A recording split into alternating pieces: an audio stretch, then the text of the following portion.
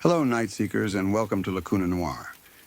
This is where forgotten stories and gentle voices meet, carrying you softly into peaceful sleep, wrapped in mystery. Before tonight's tale begins, I'd love to know, where in the world are you listening from? Drop a comment below and let me know.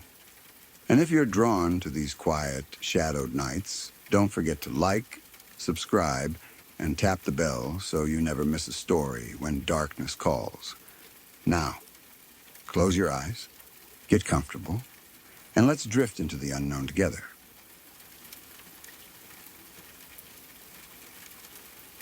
Last year, something happened to me that still makes my stomach drop when I think about it. Nothing actually happened in the sense that no one touched me or spoke to me, but that's exactly what makes it so unsettling. It was one of those moments where you only realize how close you might have been to danger after it's already passed. I was 12 at the time. It was winter, and I had just gotten back from school. I still had my backpack on and my lunchbox in my hand, and snow was falling steadily, the kind that makes everything quieter and softer. I was outside alone, standing near my house, watching the snow come down. It felt peaceful, almost calming. No one else was around, and the street was mostly empty. Then I noticed a white van. It pulled up and stopped in front of my neighbor's house. At first, I didn't think much of it. Cars come and go all the time, and it wasn't doing anything obvious. It just sat there. But then something clicked in my head, that dumb, half-joking thought kids have when they've heard too many warnings and stories. I remember thinking, almost sarcastically, that looks like one of those white vans that kidnaps children. I didn't say it out loud.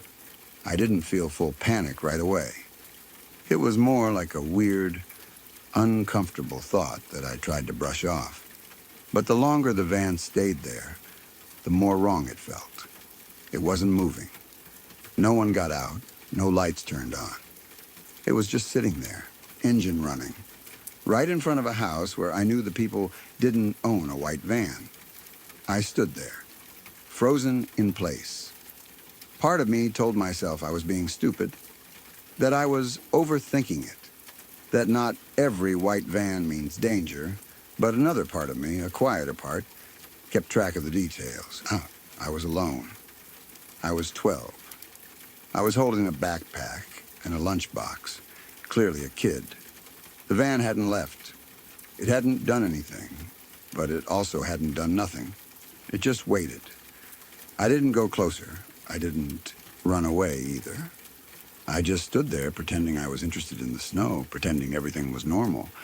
I remember feeling exposed, like I was standing on a stage without realizing it. Every second felt longer than it should have. Then my mom came outside. She opened the door and called out to me, asking why I was still standing outside instead of coming in. Her voice snapped me out of whatever strange, tense bubble I was stuck in. I told her I was just looking at the snow. She told me to come inside, and the moment she stepped fully outside, the van sped away. Not slowly, not casually pulling off. It took off immediately, like it had been waiting for something to change and decided it was time to leave. That's the part that still chills me. The timing was too perfect. The van had been sitting there the entire time I was alone, not moving, not doing anything obvious. And the second an adult appeared, the second I wasn't by myself anymore, it was gone. No hesitation, no lingering, just gone. I didn't say anything right away. I went inside like my mom told me to. I took off my shoes and coat, trying to act normal, but my heart was pounding harder than I wanted to admit. Later, when I thought about it, the what-ifs started piling up. What if my mom hadn't come outside when she did? What if I had decided to walk closer to the van just to see who was inside? What if I had stood there a little longer? Nothing actually happened, and I know that. But that doesn't make it less scary. In some ways, it makes it worse, because there was no clear explanation, no proof. Just a moment that could have gone very differently if one small thing had changed. I still think about that van sometimes, about how quiet it was, about how it waited, about how fast it left when it realized I wasn't alone anymore. I don't know who was inside or why it was there, and I probably never will. But I shudder to think about what could have happened if my mom hadn't stepped outside when she did, or if I had followed that stupid, curious urge to investigate. Sometimes, the scariest experiences aren't the ones where something bad actually happens. They're the ones where you realize how close you might have been.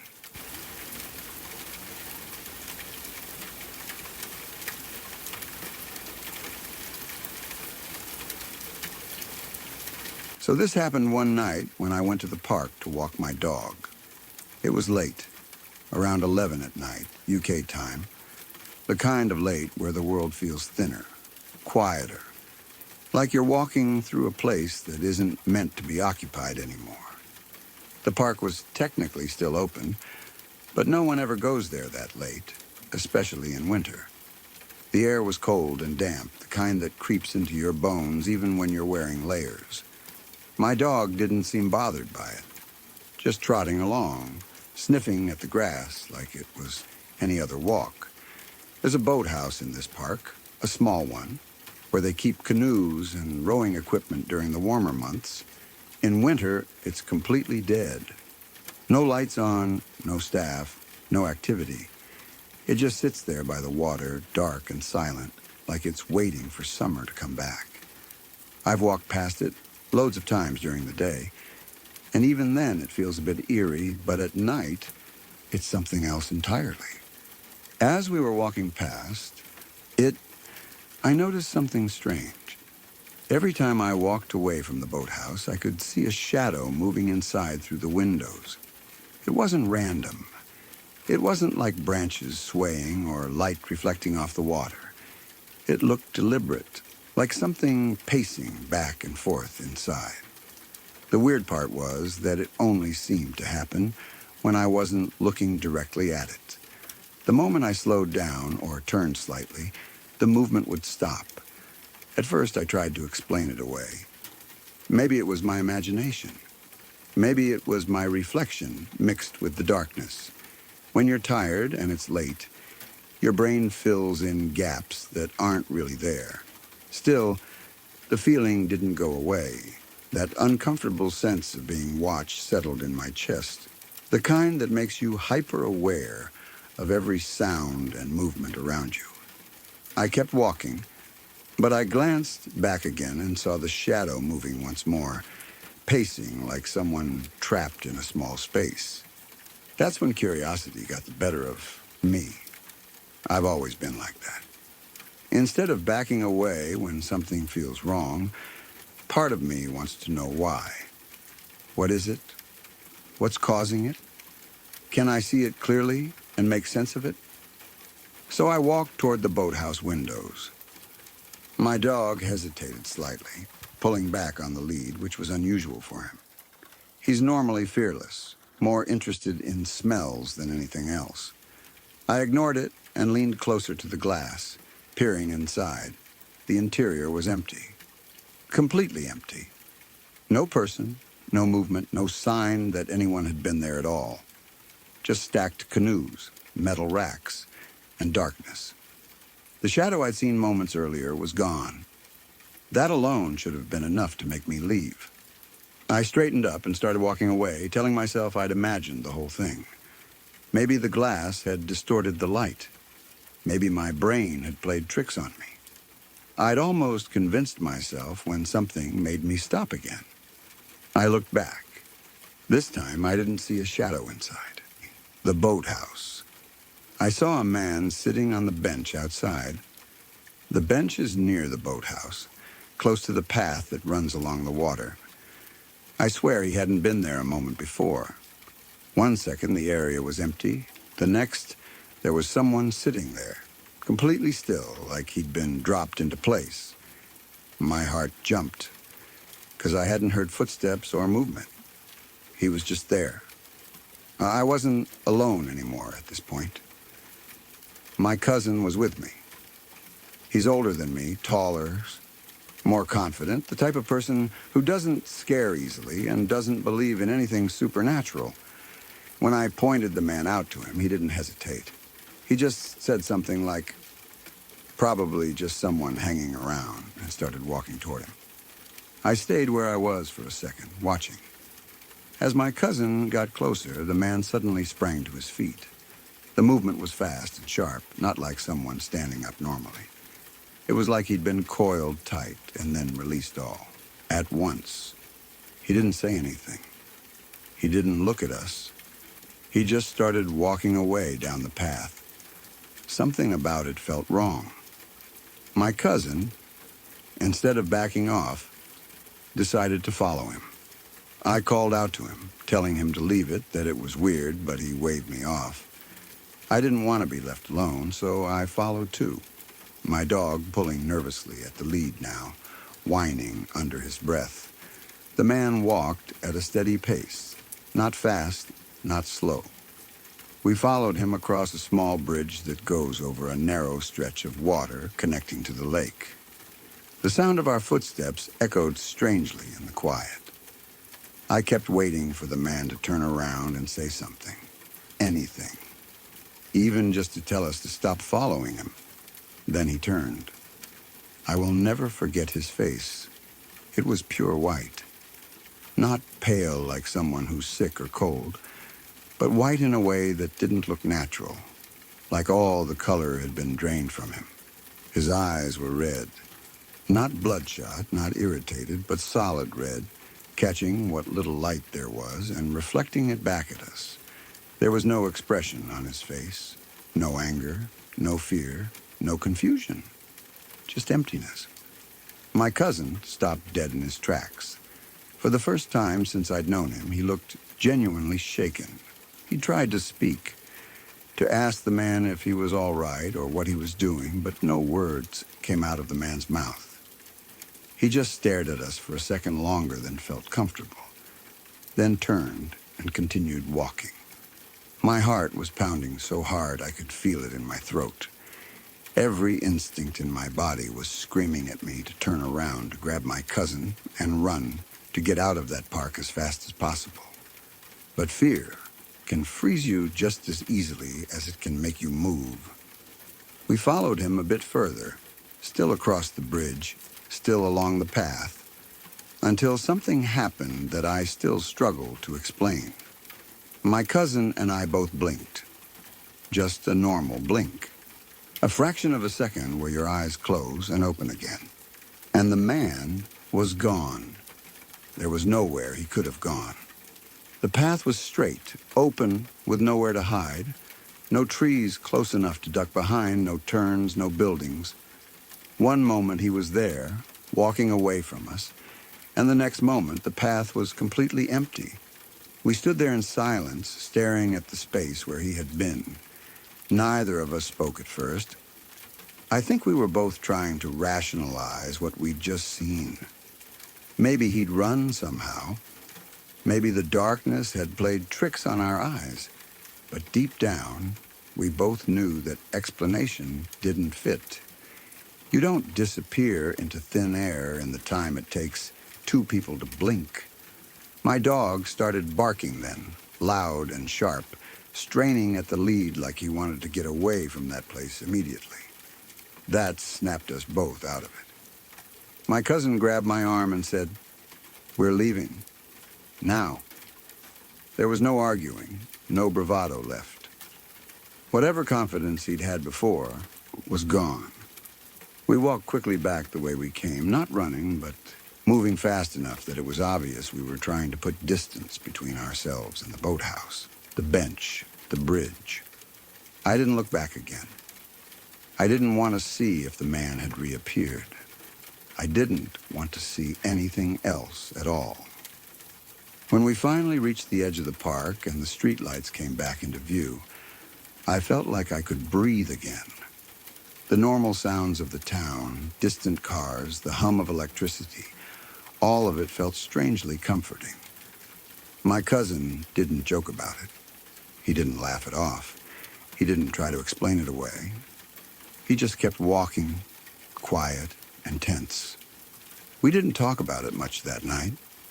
We both went inside and pretended everything was normal, but I barely slept.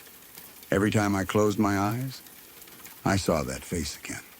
The white skin, the red eyes, the way he stood up so suddenly, the way he vanished like he'd never existed at all. Even now, thinking about it gives me chills. I don't know what that man was. I don't know if it was something paranormal, or some kind of shared hallucination, or something else entirely. I just know that two of us saw the same thing, reacted the same way, and experienced the same impossible disappearance. That's what makes it hard to dismiss. I still walk my dog, but I don't go to that park late at night anymore. I don't go anywhere near the boathouse when it's dark. Sometimes, when I drive past during the day, it looks completely harmless. Just a small building by the water. Nothing special, nothing threatening. But I know what I saw there. And I know that if my cousin hadn't been with me, I don't know how I would have reacted. Part of me is glad I wasn't alone. Another part of me wonders if the only reason it happened the way it did was because we were together. Maybe whatever it was didn't expect to be followed. Maybe it didn't expect to be seen so clearly. All I know is this. That night changed the way I look at quiet places and empty parks. It taught me that sometimes curiosity isn't harmless, and that not everything you see after dark wants to be understood. Some things are better left alone.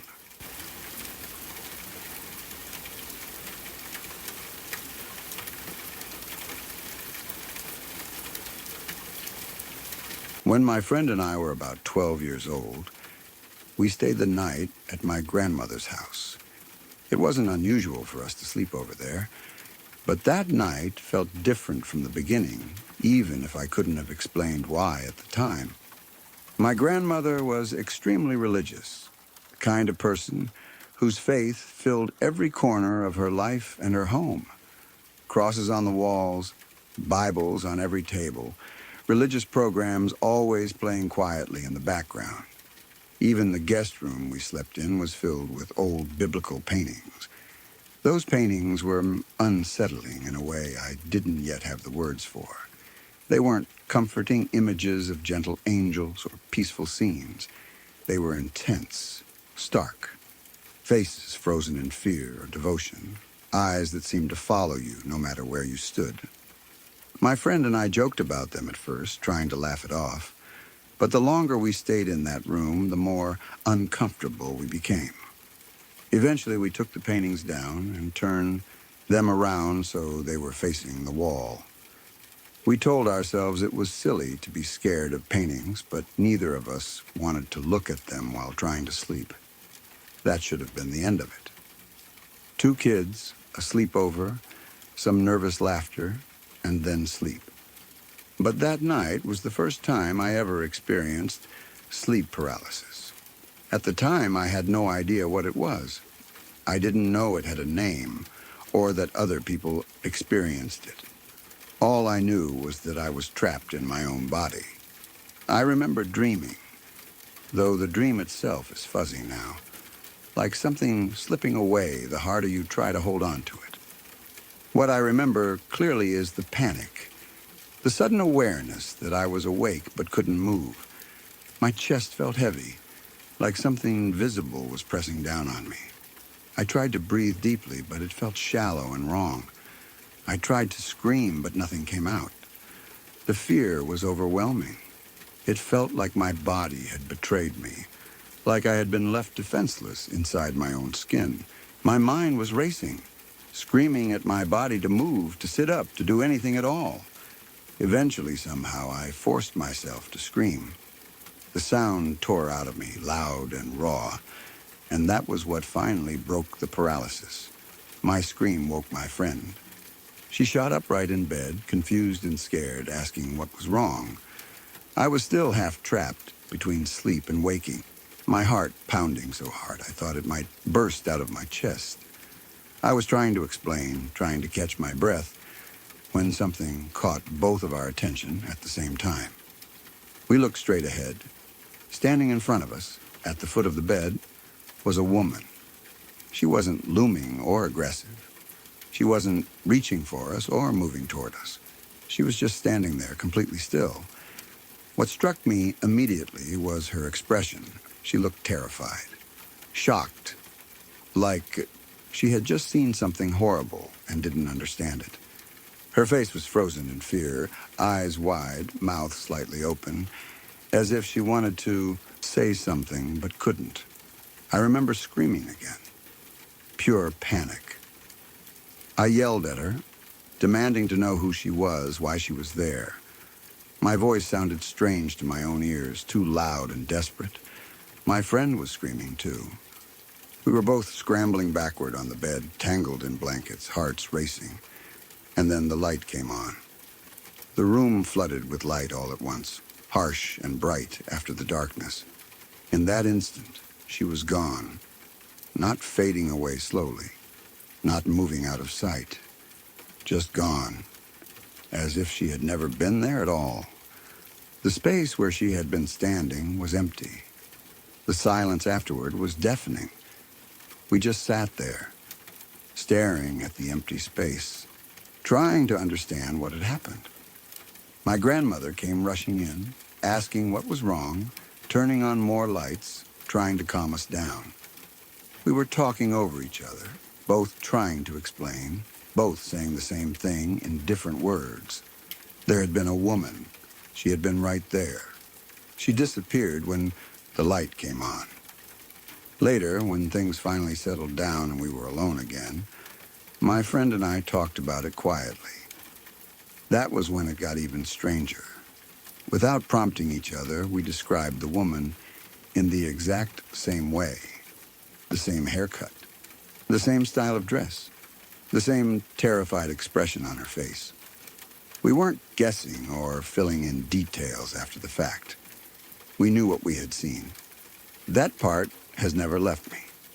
If it had just been me, I could have convinced myself it was the sleep paralysis, a hallucination, my brain misfiring in a vulnerable moment. But my friend saw her too. She hadn't been paralyzed. She hadn't been asleep in the same way I had. She was fully awake when she saw the woman standing there. As if the night wasn't disturbing enough, the next morning brought something else entirely. My friend woke up to find blood all over the bed. It was her first period, something she hadn't experienced before and wasn't prepared for. She was embarrassed and scared, and the timing made it feel surreal, almost symbolic in a way neither of us could articulate. Blood, fear, a strange figure in the night, religious imagery everywhere. It all blended together into something deeply unsettling. That day felt heavy, like a fog hung over everything. We didn't laugh much. We didn't joke about it anymore. We avoided the guest room as much as we could. My grandmother tried to comfort us with prayer and reassurance, but nothing really made it feel better. We left not long after, and I remember feeling relieved to go home, like I was escaping something I didn't understand. Over the years, my friend and I have brought the story up from time to time, usually late at night, usually when we're already talking about strange or unexplainable things. Every time we do, we get chills. The details have never changed. We still remember her the same way. We still remember how real she looked, how frightened she seemed. I've learned a lot about sleep paralysis since then. I understand how powerful and vivid it can be, how the brain can create incredibly realistic hallucinations. I understand how fear can shape memory. I've tried to rationalize it as much as possible, to fit it into a box that makes sense. But there are parts of that night that don't fit neatly into any explanation. The fact that my friend saw her too. The fact that we described her identically. The fact that her expression wasn't threatening but terrified. As if she was just as afraid as we were. Even now, thinking about it makes my skin prickle. Not because I'm convinced it was something supernatural, but because I don't know what it was, and sometimes not knowing is worse than believing in something specific. That night marked the beginning of my sleep paralysis experiences, though none have ever been quite like that first one. I've had episodes since, but never with a shared vision. Never with another person seeing the same thing. That remains unique, locked in time as one of the strangest and most unsettling experiences of my childhood. It's not something that ruined my life or left me unable to sleep, but it did change the way I think about the boundary between sleep and waking, between imagination and reality. It made me aware at a young age that the mind is capable of creating experiences that feel absolutely real, experiences that can stay with you long after you've grown up. Sometimes I think about that woman, about the fear on her face. I wonder who she was supposed to be or what my brain was trying to process in that moment. Or if she was something else entirely. I don't have answers, and I've learned to live with that. But every now and then when I think back on that night, I still feel the same chill I did at 12 years old. The same sense that I brushed up against something I don't fully understand. And that feeling, more than anything else, is what has stayed with me all these years.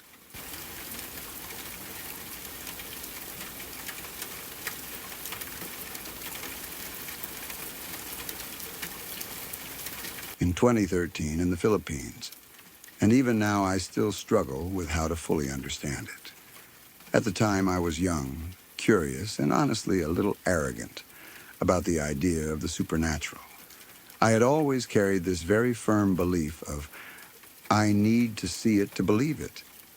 Ghost stories, haunted places, spirits, all of that felt like exaggerated folklore meant to scare children into behaving or to give boring places some mystery. I didn't dismiss it aggressively, but I didn't respect it either. I thought if something like that really existed, I would know. I would see it clearly. I would be able to explain it. That night changed the way I think about certainty. Near where we lived, there was an old elementary school that everyone in the area talked about. Not in a casual way, but in that hushed, serious tone people use when they genuinely believe something is wrong with a place. The local story was that during World War II, the school had been used as a Japanese outpost. No one ever went into details about what exactly happened there. But the implication was always the same. People suffered. People died.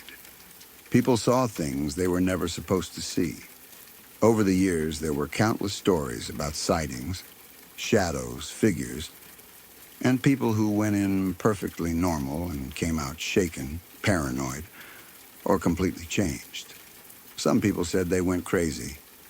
I didn't believe that part. I thought fear and imagination could do a lot to a person, especially if they already expected to see something. But still, the stories stuck with me. The school wasn't abandoned, which somehow made it worse. During the day, it was full of children, laughter, noise, and life. At night, it became something else entirely. Empty classrooms, long hallways, open fields with buildings looming around them. Silence that felt too deliberate. So I decided to test it. I wasn't alone. There were 4 of us that night. A was me. B, C, and D were locals, people who had grown up hearing these stories their entire lives. They shared my curiosity, though I think their curiosity was mixed with respect and caution in a way mine wasn't. Still, they agreed to go with me. Maybe they wanted answers too. Maybe they wanted confirmation that what they'd heard all their lives wasn't just superstition. We decided to go late. Around 9:50 p.m., just before 10. Late enough that no one else would be around, but not so late that it felt reckless. The sky was clear, no clouds at all, and there was a full moon. Not just visible, but bright. Bright enough that we barely needed flashlights. The moonlight washed over everything, turning the school into something pale and unreal, like a photograph drained of color. The layout of the school was important. At the center was a wide, grassy field, maybe about half the length of an American football field. Around it were the buildings, classrooms, offices, and other facilities where students spent their mornings. From one side, you could see almost everything at once. It felt exposed, like there was nowhere to hide if something decided to show itself. We sat on a set of steps in front of the main office. From there, we had a clear view of the entire field and most of the buildings surrounding it. B told us that if anything was going to appear, we had to be completely silent. No whispering, no joking, no distractions. According to him, whatever was there wouldn't show itself unless it chose to. All we could do was wait. So we waited. At first, nothing happened. Minutes passed slowly. I stayed alert, scanning the field, the buildings, the shadows between them. My mind started to drift. Boredom crept in. I remember thinking that this was exactly what I expected. A quiet place, a quiet night, and a bunch of stories that didn't hold up when you challenged them. Then it happened. Directly across the field from where we were sitting, 4 figures appeared. Not suddenly, like popping into existence, but gradually. At first they were blurry, indistinct shapes, almost like heat distortions in the air. My brain tried to dismiss them immediately. Maybe shadows, maybe my eyes adjusting. But they didn't fade. They became clearer. It was exactly like watching an image load on early internet connections. Pixel by pixel, second by second. The longer I stared, the more detail filled in. I felt the hair on my arms stand up. A deep sense of unease settled in my chest, heavy and cold. There were 4 of them, 2 men and 2 women. They weren't transparent in a ghostly, see-through way. They were translucent, but solid enough that you could see details. Their clothes were old, traditional. The men were wearing barongs, the traditional Filipino formal clothing, long-sleeved and light-colored. The women wore old-style traditional dresses, the kind you only see in old photos or history books.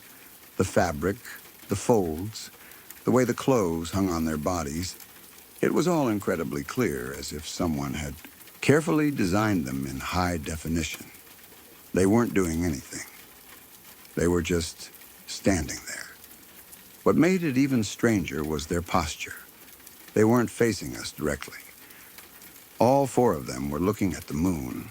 2 of them had their bodies angled toward us, but their heads turned to the left, toward the moon, which was on our right. The other 2 stood at slightly different angles, but their attention was the same. The moon. We watched them. They watched the sky. Time felt distorted. I don't know how long we sat there, silently observing these figures as they stood completely still. No walking, no gestures, no acknowledgement of us. Just quiet, unmoving presence. Then clouds rolled in. Slowly, deliberately, they covered the moon. The school darkened as the light disappeared. Shadows deepened. The atmosphere changed instantly, like the air itself had shifted. When the clouds moved on and the moonlight returned, the figures were gone. No fading, no movement, just gone. We all turned to each other at once. C was the first to speak, his voice barely above a whisper. He asked if we had all seen the same thing. Each of us said yes. There was no excitement in our voices, no triumph, just disbelief and a growing sense that we had crossed the line we didn't fully understand. But somehow, that still wasn't enough. Our curiosity hadn't been satisfied. If anything, it had been sharpened. We crossed the field and made our way to the home economics building. This was known as the most haunted building in the school. Next to it stood a massive mango tree. In Southeast Asia, mango trees are often believed to house spirits, sometimes protective, sometimes malicious. People avoid them at night. People don't linger near them without reason. We stood in front of the building. There was nowhere to sit until Dee found a stack of plastic chairs nearby. We each took one and sat in a row, our backs to the building. We spoke quietly, trying to keep our voices low, not wanting to disturb whatever silence had settled around us. One of us finished speaking. Then we heard it. A roar. It came from directly behind us. It wasn't an animal sound. It wasn't anything familiar. It was deep, violent, filled with rage and hatred. There was something unnatural about it, something that made my stomach drop instantly. It didn't echo the way normal sounds do. It felt like it came from everywhere and nowhere at the same time. Chills ran down my spine. I leaned forward to look at the others, and the expressions on their faces told me everything. Pure terror. Eyes wide, faces pale. No one spoke. B told us to leave. No hesitation. No debate. We stood up, returned the chairs to where we found them, and left that area as quickly and quietly as we could. But the night wasn't done with us. We made our way to the school's open gymnasium, a basketball court with only 4 pillars supporting a roof. The sides were completely open. It offered no real shelter, no real sense of protection. We sat along the edge facing the field again, our backs toward the half-court line. By now, the moonlight was gone. Darkness surrounded us. We sat in silence, still processing what we had heard. We knew for a fact that no one else was in the school. No guards, no students, just the 4 of us. Then we heard footsteps, slippers slapping against concrete. Slow, deliberate, rhythmic. At first they were faint, then louder. Then as they got closer, quieter. The sound moved toward us, step by step, like something playing with distance, using sound to let us know exactly where it was. It stopped, right behind us. I wanted to run. Every instinct in my body screamed at me to get away, but something stopped me. A strange thought crossed my mind that running might make it follow me forever. That fear might be exactly what it wanted. B reached into his pocket and pulled out a cigarette. He lit it quickly with a match and waved the smoke around us in a slow, deliberate motion. I looked at him, confused. He spoke calmly, firmly, without fear. To shoo away bad spirits and protect us. As strange as it sounds, it worked. The fear began to fade. Not instantly, but slowly, like a pressure being lifted from my chest. We stood up together and walked home. Not running, not looking back. More things happened after that night. Things that would take another story entirely to explain.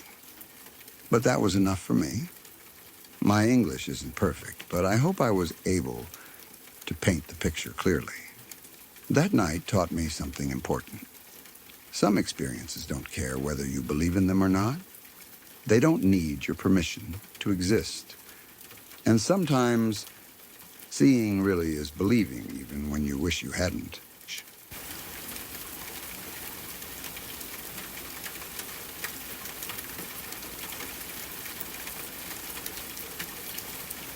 My grandfather told me this story years ago.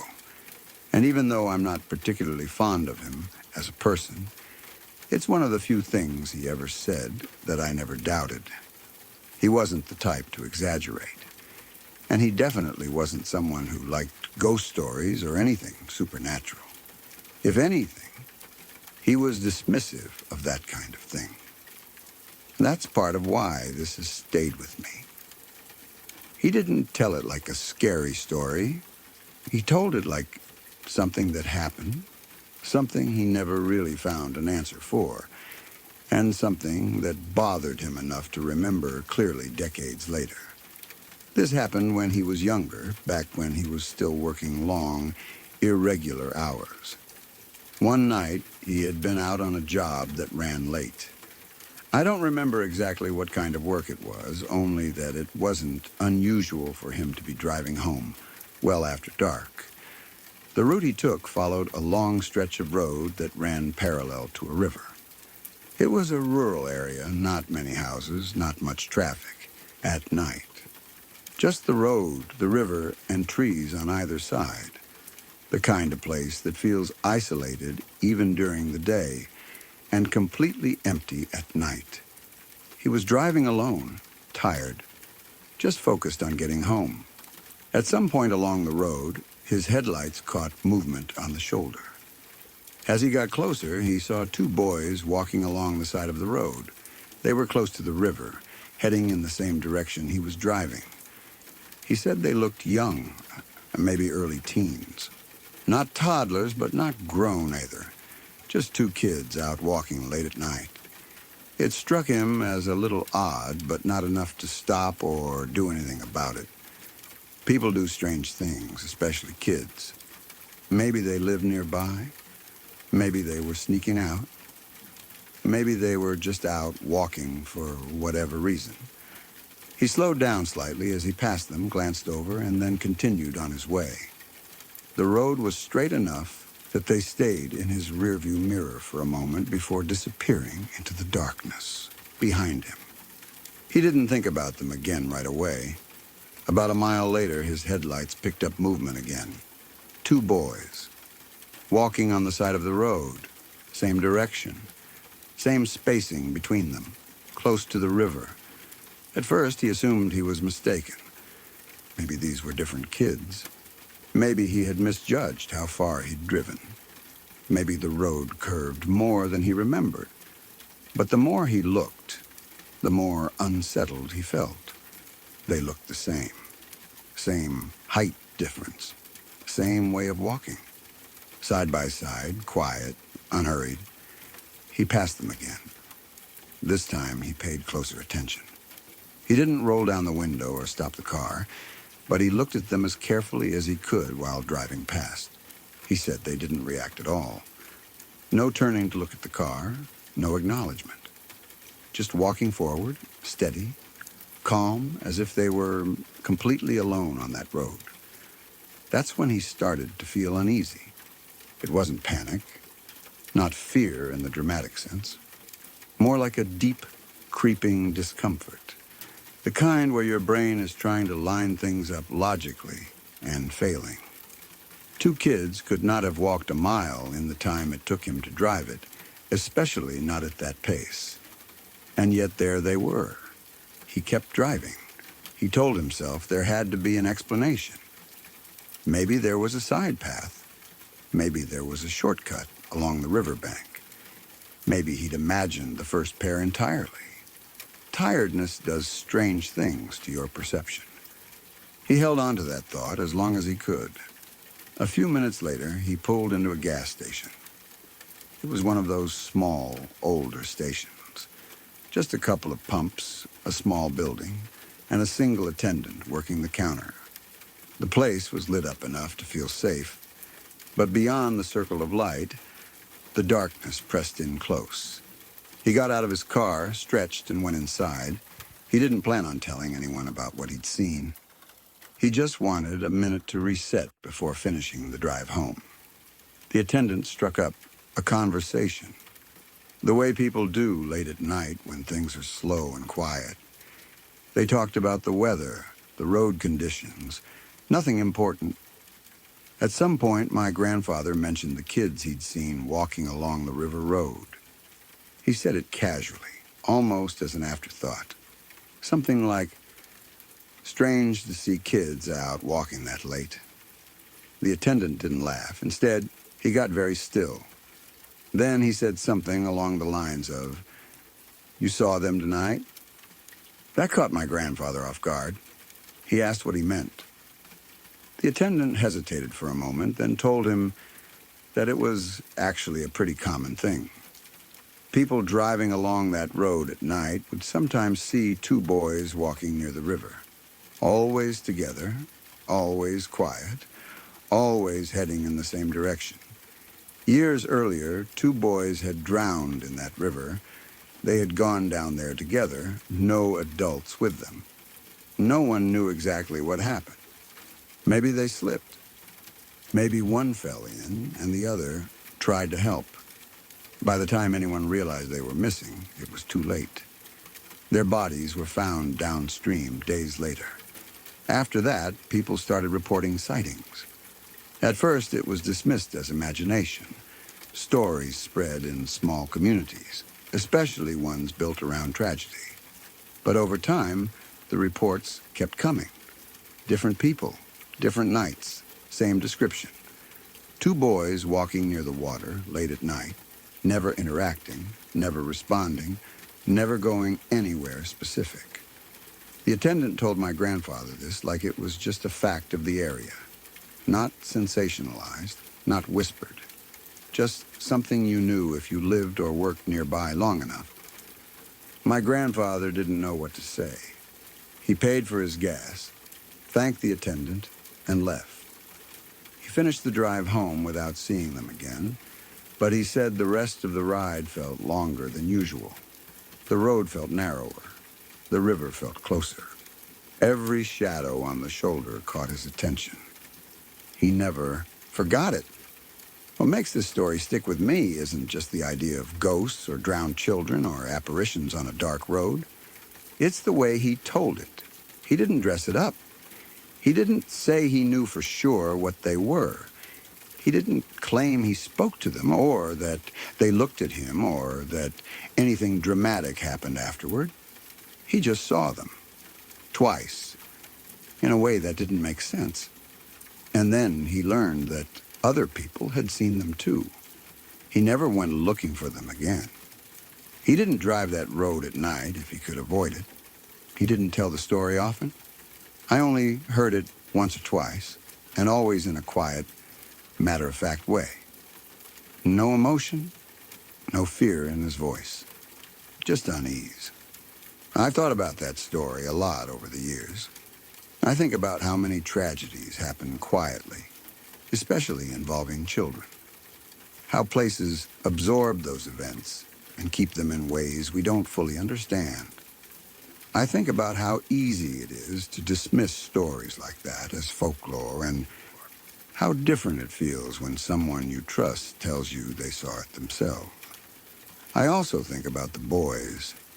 If the story is true, if what people were seeing really was some echo of them, it's strangely sad rather than frightening. Two kids walking the same stretch of road over and over near the river where they died. Not threatening anyone, not trying to scare anyone. Just existing in that space, repeating something they once did when they were alive. Maybe it was imagination. Maybe fatigue and suggestion played a role. Maybe the mind fills in gaps when you drive alone at night for too long. I don't pretend to know the answer, but I do know this. My grandfather wasn't someone who believed in things without reason. He didn't like mystery. He didn't like not having explanations. And yet, this was one of the few things he never tried to explain away completely. He never said, "It was nothing." He never said, "I figured it out later." He just said he saw them, learned the story, and accepted that some things don't come with answers. I don't like my grandfather much. We don't share values, and we don't share warmth. But I know when he lied, and I know when he didn't. And this is one of the stories I believe him about. That's what makes it unsettling. Not the idea of ghosts, but the idea that sometimes the world quietly holds on to moments of loss, and every now and then, someone stumbles into them on a dark road by a river, with no warning and no explanation, and carries that moment with them for the rest of their life.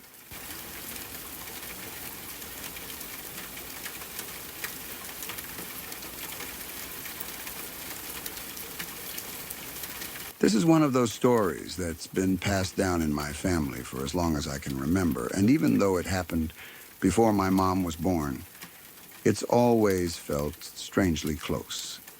The details never changed, no matter who told it, and the way my uncles talked about it later in life made it clear that it wasn't something they ever managed to explain away.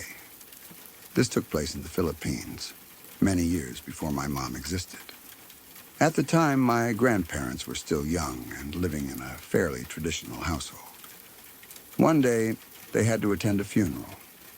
I think it was for my grandmother's own grandmother, or at least someone very close in the family. Funerals back then were serious, all-day affairs, and they often involved traveling and long ceremonies. My mom's two older brothers were still very young, too young to attend the funeral, so they stayed home, watched over by maids, which in that context were basically babysitters and household helpers. This was normal. Nothing about the setup was unusual or unsafe. The house wasn't isolated, and there were adults present. While my grandparents were gone, my uncles were playing together in their bedroom. The room was on the second floor of the house. This detail is important because it makes what happened next harder to rationalize. There was no balcony or walkway outside that window, no easy way for someone to stand there unnoticed. At some point while they were playing, something drew their attention to the window. A woman was there, not climbing, not passing by, just there, visible through the window, looking in at them. According to my uncles, she didn't bang on the glass or speak. She didn't gesture or try to get their attention. She simply appeared, as if she had always been there, and stared into the room. The reaction between the two brothers was very different. One of my uncles panicked immediately. He dove under his blankets and hid, covering his head and refusing to look again. He was crying, shaking, terrified in the way only a small child can be when something makes no sense and feels deeply wrong. The other uncle couldn't move. He just stood there, staring at the woman. He later said that he wasn't frozen out of fear exactly, but out of shock. His mind couldn't process how she was there or what he was seeing. He described her as calm, expressionless, not threatening, but not comforting either, just watching. The door to their room was locked. This is another detail that always stood out. The maids heard the boys screaming and crying and rushed upstairs, but they couldn't get the door open. They tried repeatedly. They called out to the boys. They tried to force it. Nothing worked. The door wouldn't budge. The boys were trapped in that room. According to my uncles, the woman stayed there for a long time. Not seconds, not minutes, hours. She didn't move away. She didn't change expression. She didn't disappear when they stopped screaming or when they hid. She was just there, outside the window while the day passed. When my grandparents finally returned home hours later, chaos broke out. The maids were frantic. They told my grandfather what had happened, that the boys were locked in the room and wouldn't stop screaming. My grandfather ran upstairs and tried the door. It opened for him immediately. No resistance, no explanation. When the door opened, the boys rushed out, hysterical, clinging to him. By that point, the woman was gone. The windows showed nothing but daylight and sky. There was no sign anyone had ever been there. At the time, the adults tried to calm everyone down. Children imagined things. Fear spreads easily. Stress from the funeral, being left at home, all of it could have caused it. Eventually, life moved on. The story wasn't forgotten, but it was pushed aside, filed away as something strange from childhood. Years passed. My mom and her sisters were born. Eventually, the family immigrated to the United States. The boys grew up, became adults, lived full lives. The story of the woman in the window became something that came up occasionally, usually late at night or during family gatherings, always told the same way. Then, one day, while going through old family photo albums, my uncles came across a photograph. They froze. The woman in the photo was the same woman from the window, same face, same hairstyle, same presence. They recognized her instantly, without hesitation. There was no doubt in their minds. This wasn't a resemblance or a vague similarity. This was her. They brought the photo to their mother and asked who it was. She told them it was the woman whose funeral she and my grandfather had attended that day. The same day, the same hours, the same time the woman had appeared at the window. That was the moment when the story stopped being something they could brush off as childhood imagination. As kids, they could doubt themselves. As adults, seeing her face preserved in a photograph, years later was something else entirely. It confirmed that whatever they had seen had a real-world counterpart. Someone who existed. Someone who had just died. What unsettles me most about this story isn't just the idea of a spirit or an apparition. It's the timing, the specificity, the fact that she appeared to the children who didn't attend the funeral, while the rest of the family was gone. The fact that she didn't interact or threaten, but simply watched. And the fact that the door only opened for my grandfather, hours later, as if whatever held it shut was no longer there. My family never tried to make this into a dramatic ghost story. There's no talk of curses or hauntings or repeated sightings. It was a single event. Isolated, quiet, and deeply unsettling. I don't know what to believe about it. I wasn't there. I only know what was passed down consistently, without embellishment. And I know how my uncles reacted when they talked about it as adults. They didn't laugh. They didn't dramatize it. They didn't try to scare anyone. They talked about it the way people talk about something that never found a place in logic. Even now, thinking about it gives me chills. Not because it feels evil, but because it feels intimate, personal. Like a moment where life and death brushed up against each other in a way that wasn't meant to be seen. Whatever that woman was doing at that window, I don't think it was random. And that's the part that stays with me.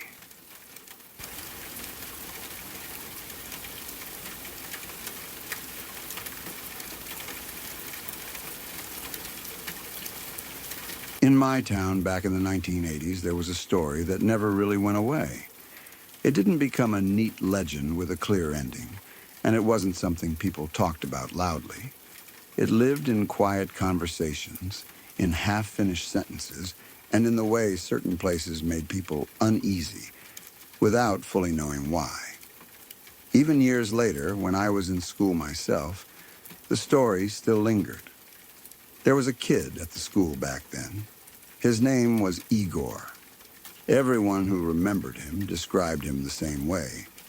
He was really tall for his age, awkward in that way tall kids often are, still growing into their bodies. But more than that, people always said he was kind. He wasn't a troublemaker. He didn't mouth off to teachers or start fights. He was one of those kids who kept to himself, tried to do the right thing, and didn't really understand why some people seemed determined to make his life harder. One of those people was the principal. His name was John. John wasn't just strict. He wasn't just the kind of authority figure who believed in discipline or rules. He was cruel in a casual, everyday way. The kind of cruelty that hides behind jokes and sarcasm so that, if you call it out, you're told you're being sensitive or dramatic.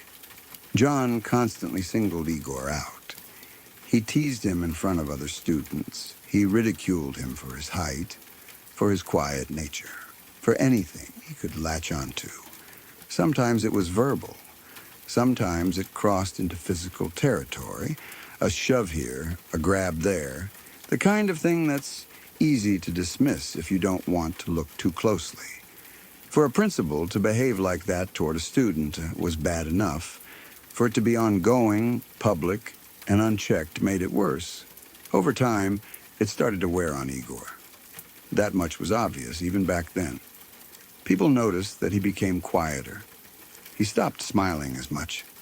Some days he wouldn't show up to school at all. Teachers noticed the absences, but nothing really changed. John was still the principal. John still had power. And Igor was still just a kid. Eventually, it reached a point where it was clear Igor was depressed. Not in a dramatic way, not acting out or crying in hallways, but in the slow, hollow way that makes someone withdraw. He skipped school more often. He avoided situations where he might run into the principal. The place that was supposed to feel safe for him had become a source of stress and humiliation. Every year, the school ran a canoe trip. It wasn't just a one-off event, it was a tradition. Students and staff would spend days canoeing through lakes and rivers, camping along the way. The same trip, more or less, still exists today. Back then, it was meant to be a bonding experience, something outdoorsy, challenging, and wholesome. The trip counselor that year knew about the situation between Igor and John. He had seen the tension. He had seen the way John treated the boy. And instead of shutting it down completely or reporting it in a way that might have caused consequences, he made a decision that, in hindsight, feels incredibly misguided. He decided to invite John on the canoe trip. His reasoning was simple, at least in his mind.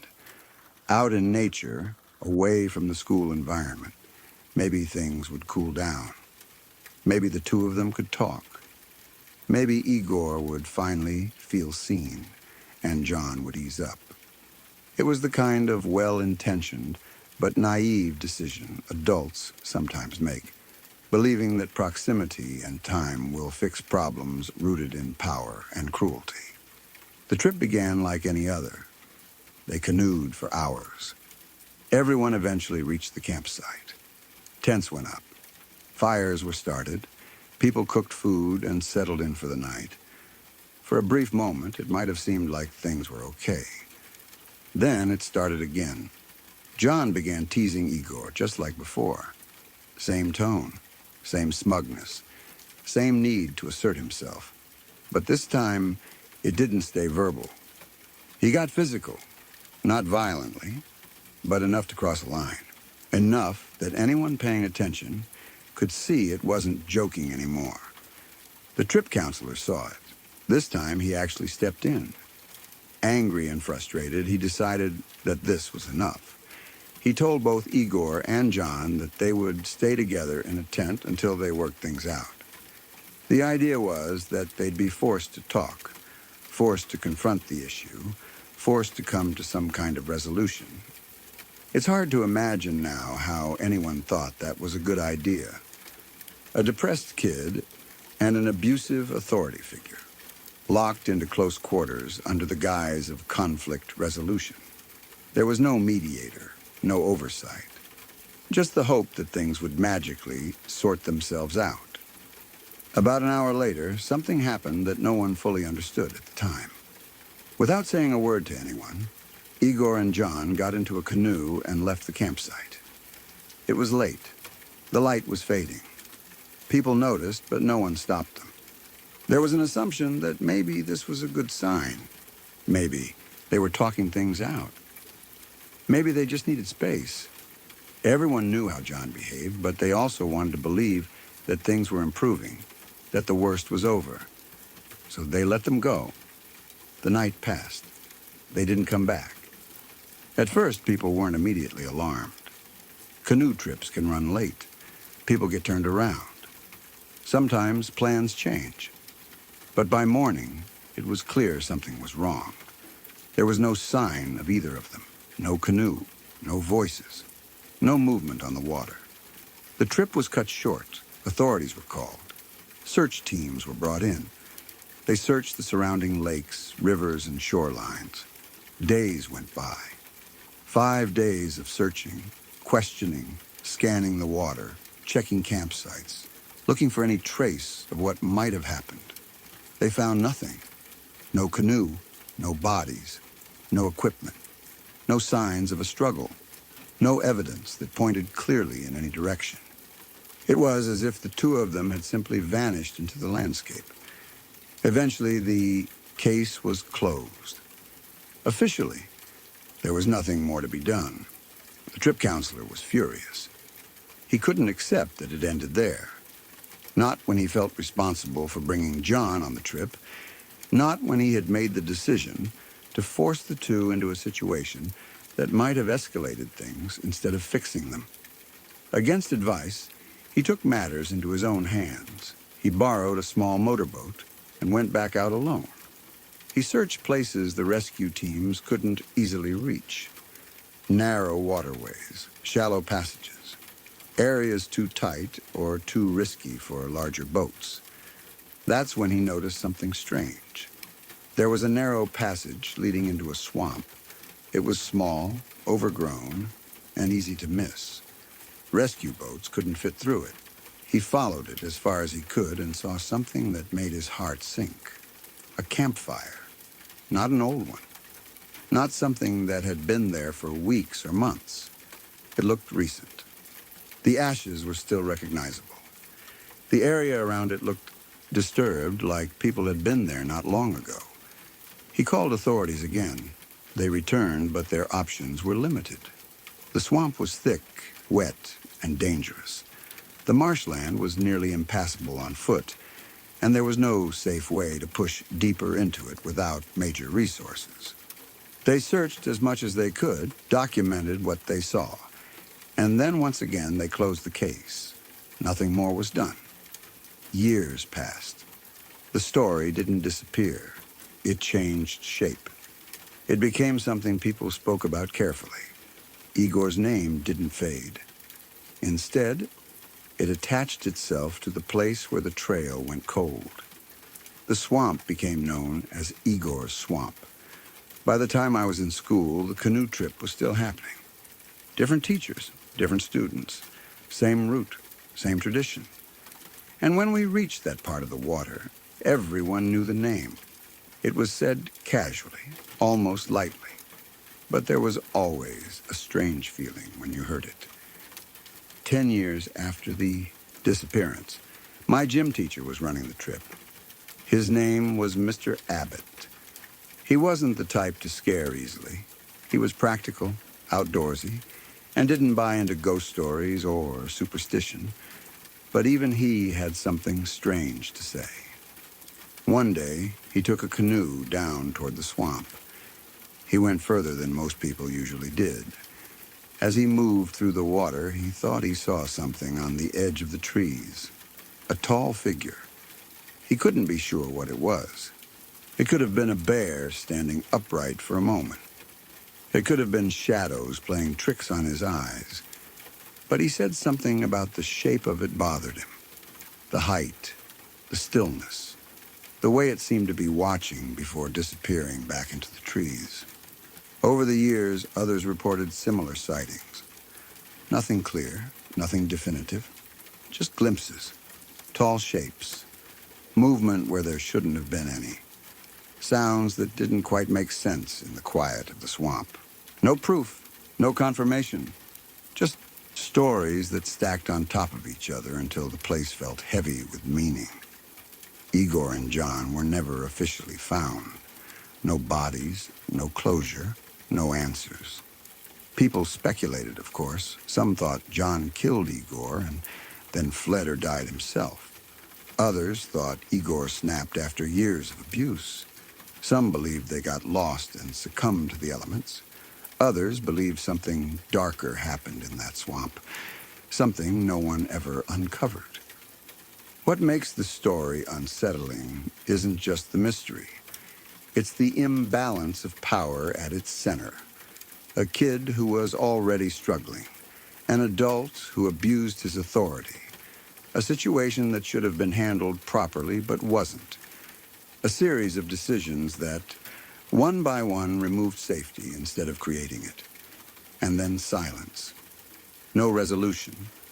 No justice. Just a name attached to a place and a story passed down through generations of students who paddle past it, feeling a chill they can't quite explain. Even now, when people talk about Igor's swamp, they lower their voices without realizing it. They joke about it, but there's always something uneasy beneath the laughter. Because deep down, everyone knows this isn't just a ghost story. It's a reminder of what can happen when cruelty is ignored, when authority goes unchecked, and when a kid who needed protection was instead left alone with the person who hurt him. And whatever happened out there, in the water and the marsh and the dark, it never truly stayed in the past. It's still there, waiting, just like the swamp itself. Sorry to pause for just a moment. If this is your first time here, welcome. I hope you're enjoying the calm so far. If you'd like more nights like this, true stories, gentle rain, no interruptions, please subscribe to Lacuna Noir. It really helps me keep creating these peaceful experiences for you. And tap the bell so you're here every time a new story arrives in the dark. Now, back to the story.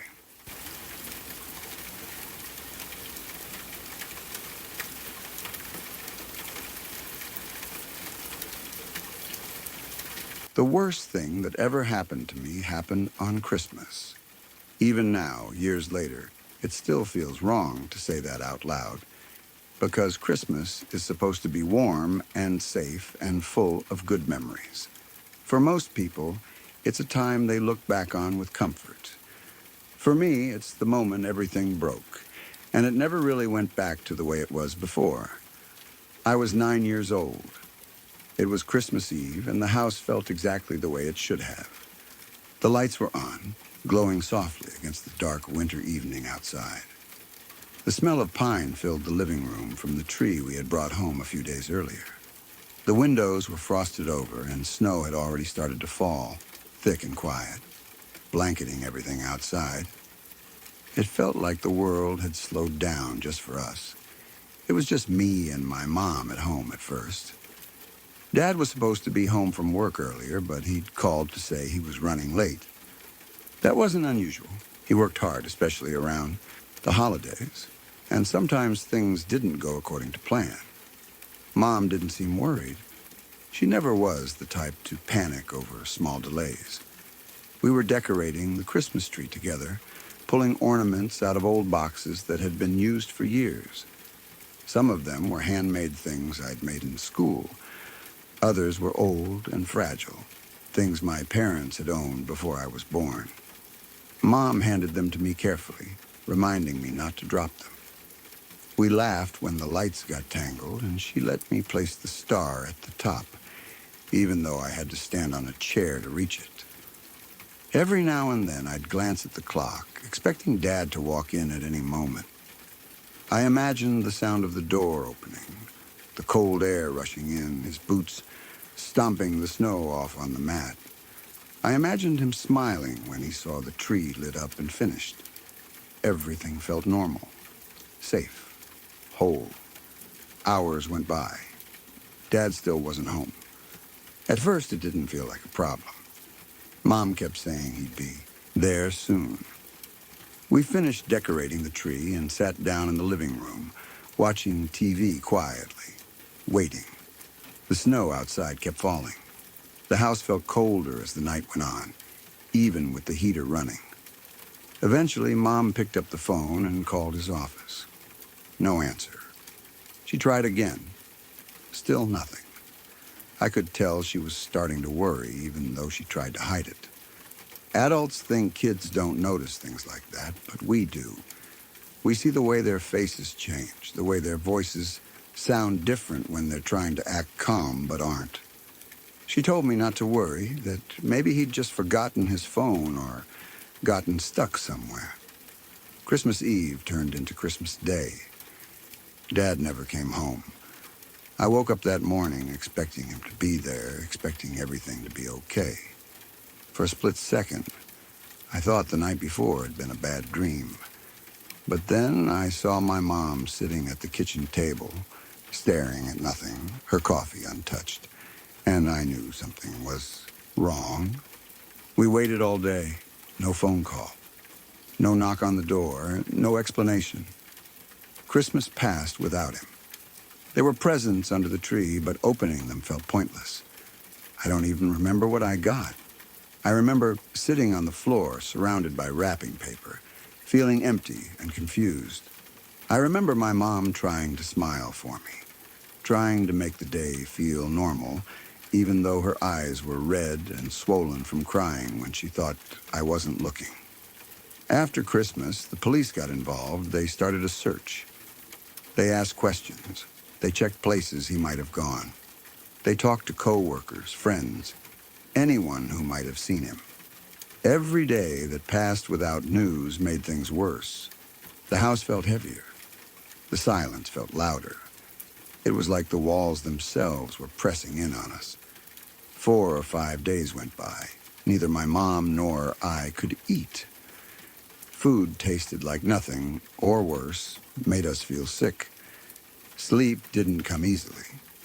When it did, it was filled with nightmares.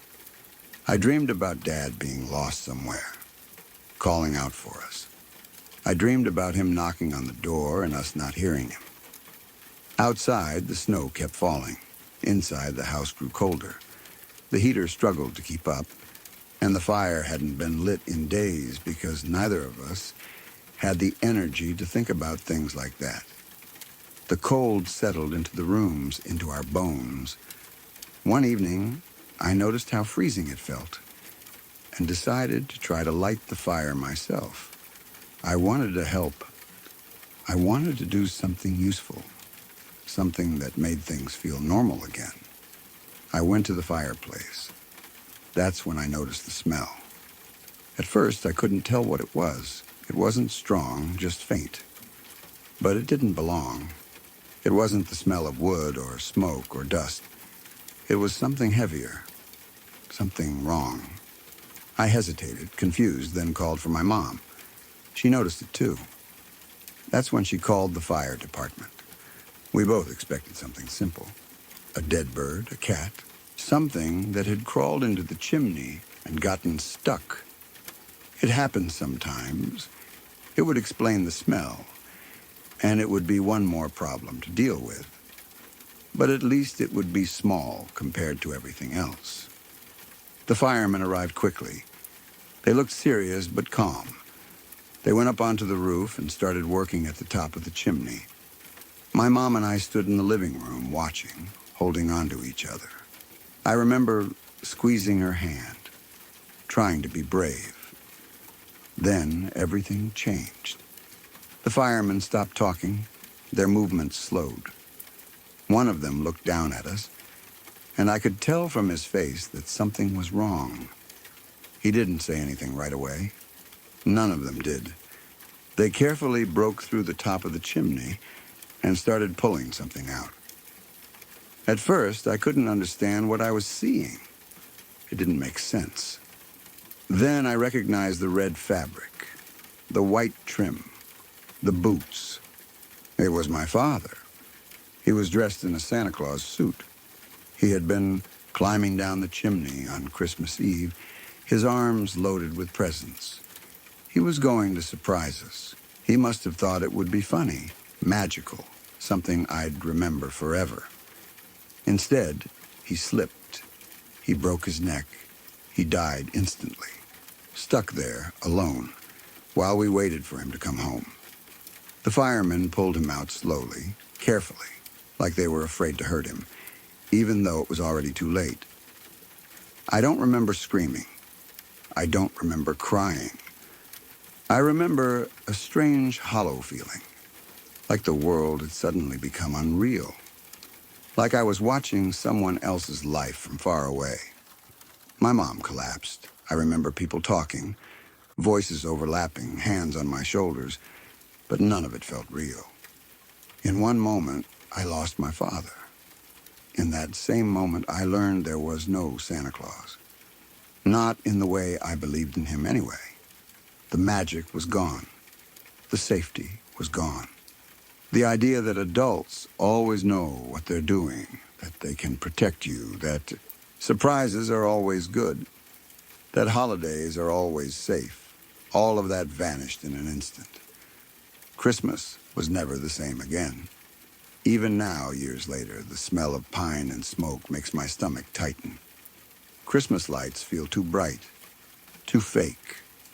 The sound of laughter during the holidays sometimes feels unbearable, like it doesn't belong in a world where something like that can happen. People say time heals everything, but that isn't really true. Time just teaches you how to carry it. I carried that night with me into adulthood. I carried the image of my father in that suit, the knowledge that he was so close to us trying to make us happy, and that it cost him his life. What hurts the most is knowing it came from love. He wasn't being reckless. He wasn't doing something cruel or selfish. He was trying to give us joy. He was trying to make Christmas special. That makes it harder to accept. It's easier in some ways when tragedy comes from something bad. When there's someone to blame. When there's anger to focus on. This was just a terrible accident, one that took everything with it. I still think about that little kid version of me standing in the living room, waiting for Dad to come home. I wish I could tell that kid to hug him tighter, to tell him not to do it, to say that just coming home would have been enough. But life doesn't work that way. All I can do now is remember. And every Christmas, when the snow starts to fall and the lights come on, I remember the night I learned that some surprises don't end in laughter. And some magic comes with a cost that's far too high.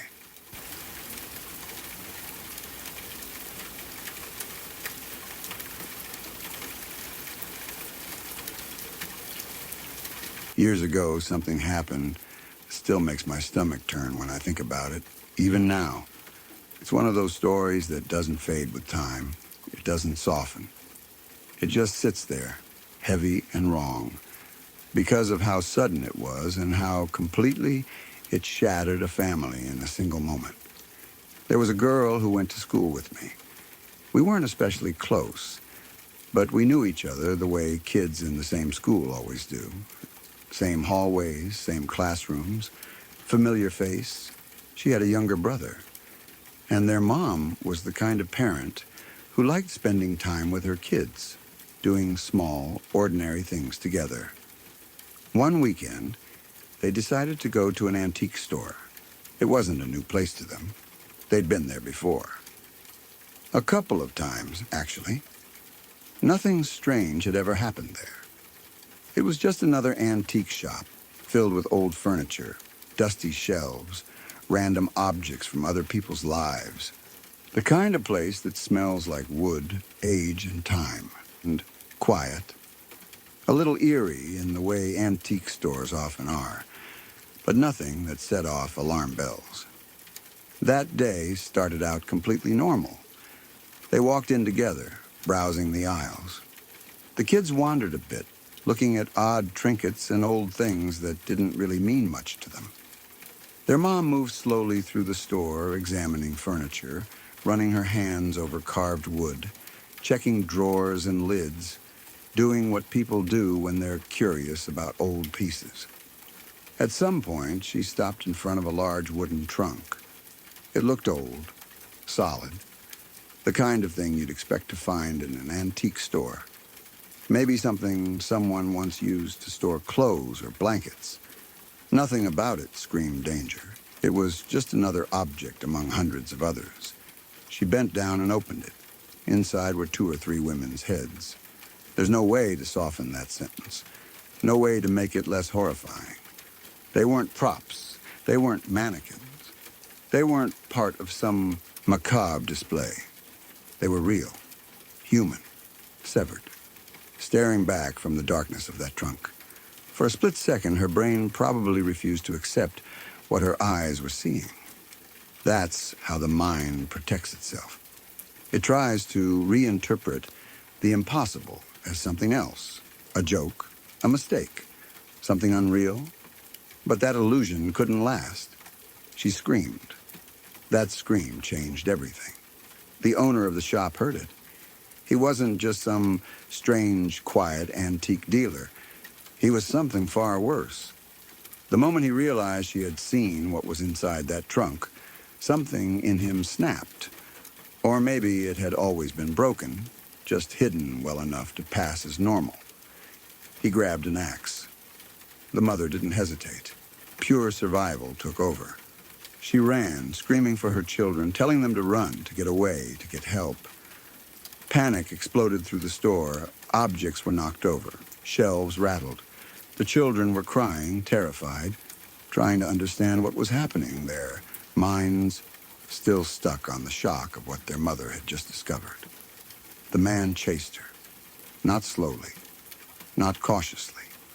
He chased her with intent, with violence, with the clear goal of stopping her permanently. She didn't make it far. Antique stores are cramped, filled with narrow aisles and heavy objects. There was nowhere to run, nowhere to hide. He caught her, and he killed her. He chopped her head off with the axe, right there in the store, in front of her children. That image is almost impossible to comprehend. A parent dying is already one of the most traumatic things a child can experience. But to witness it, to see it happen violently, to see the person who is supposed to protect you be taken from you in the most brutal way imaginable, right in front of your eyes, is something that doesn't just traumatize you. It breaks something deep inside you that never fully heals. The children were screaming. Somehow, through shock and terror, they managed to run. I don't know exactly how it happened. Adrenaline does strange things. Survival instincts kick in even when your mind is frozen. They escaped the immediate scene and managed to call the police. To this day, I don't understand how children in that state could even think clearly enough to do that. But they did. The man wasn't finished. When he realized the kids had gotten away, he went after them. Imagine that. Running for your life, knowing the person chasing you just murdered your mother in front of you. Knowing that if he catches you, you will die too. There is no misunderstanding, no chance of mercy, just pure terror. The police arrived just in time. They caught him in the act, chasing the daughter, axe still in hand. There was no negotiation, no attempt to reason with him. The situation was beyond that. The officers shot him and killed him right there, stopping him before he could take another life. That was the end of him. But for those kids, it was only the beginning. The aftermath was devastating in a way that words barely cover. Their mother was gone. Not from illness, not from an accident. From something so violent and senseless that it left scars far deeper than physical ones. They didn't just lose her. They lost safety, trust, the idea that the world is predictable, the belief that normal outings don't suddenly turn into nightmares. They had to live with the memory of that trunk, with the sound of her scream, with the image of that axe, with the knowledge that they were only seconds away from dying themselves. People sometimes talk about trauma as if it's something you eventually get over. This isn't that kind of trauma. This is the kind that shapes who you become, that follows you into adulthood, that creeps into your dreams, your relationships, your sense of security, the kind that resurfaces unexpectedly, triggered by the smell of old wood, the sound of a lid opening, the sight of an antique store sign on the side of the road. I don't know what happened to those kids afterward in detail. I know they survived physically. I know they were taken in by other family members. I know there were counselors, psychologists, people trying to help them process what no child should ever have to process. But some things can't be undone. Imagine being a child and having to reconcile the fact that your mom was alive one second, browsing an antique store, and gone the next, brutally murdered because she accidentally uncovered something she was never supposed to see. Imagine growing up knowing that her death wasn't random, but the direct result of someone's hidden violence. Someone who had probably been living a double life, running a shop by day, and hiding unimaginable horrors by night. The story spread quickly through town. People were horrified. Parents held their kids closer. People stopped going to antique stores for a while. Every quiet, dusty shop suddenly felt threatening. Everyone wondered how long that man had been doing what he was doing. How many people had passed through his store, completely unaware of what was hidden inside that trunk. The question that haunted people most was how close it had been to being even worse. If the police had arrived a few minutes later, both children would likely be dead. The family line would have ended right there, erased in the span of minutes, all because of one wrong lid being opened. That thought alone is enough to make you sick. What makes the story even harder to process is how ordinary it began. A mother and her kids spending time together, a familiar place they'd visited before without any trouble. No warning signs, no sense of danger, just a normal day that turned into something out of a horror movie. Except it was real. There was no lesson in it, no moral that made it easier to accept. Just the brutal truth that sometimes evil hides in plain sight behind things that look harmless and routine. Sometimes it waits for years without being discovered. And sometimes innocent people pay the price for stumbling into it by accident. I still think about those kids sometimes, about how their lives were split into a before and an after that day, about how nothing they do will ever fully separate them from that moment.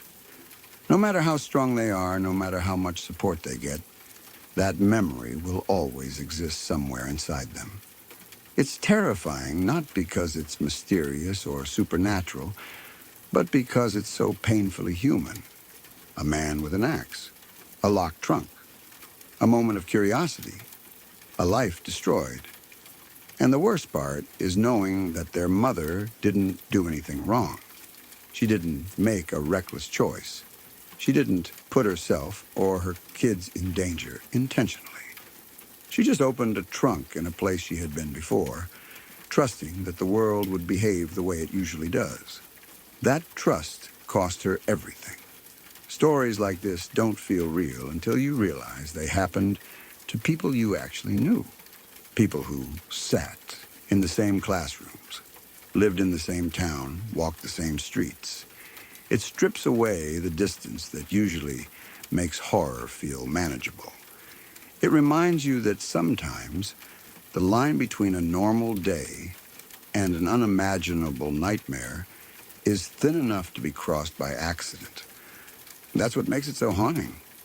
Not just the violence, but the randomness. And the fact that for two kids, childhood ended forever the moment their mother opened that trunk.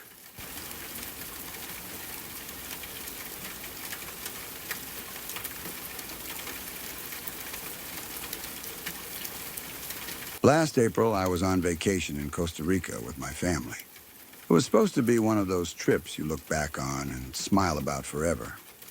Nothing dramatic, nothing life-altering, just sun, warmth, and time together. It was me, my twin sister, my mom, and my dad. We weren't staying in a hotel like most tourists. We had actually bought a home there, partly as an investment to rent out, but also so we'd have a place to stay whenever we visited.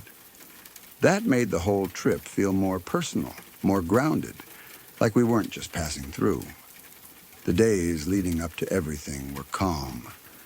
Warm mornings, the kind where the air feels heavy but comforting. Afternoons filled with small adventures. Evenings winding down slowly. Costa Rica has a way of making time feel different.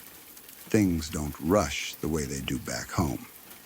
You wake up with the sun, fall asleep with the sounds of insects and distant water, and for a while, the rest of the world feels very far away.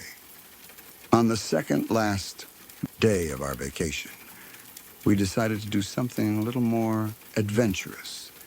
We signed up to ride ATVs. It sounded harmless enough. A bit of adrenaline, some off-road trails, scenery you wouldn't normally see. The kind of thing you do on vacation because it feels exciting but still safe, especially since we were with a guide. We set out in a small group, the engines loud, the ground uneven beneath the tires. At first, everything felt fun and controlled. Dust kicked up behind us, the landscape opening up into stretches of green and brown, the heat pressing down on your skin.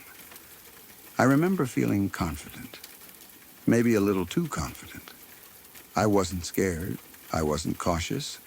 I felt like I had it under control. At one point, we stopped near a small lake or river.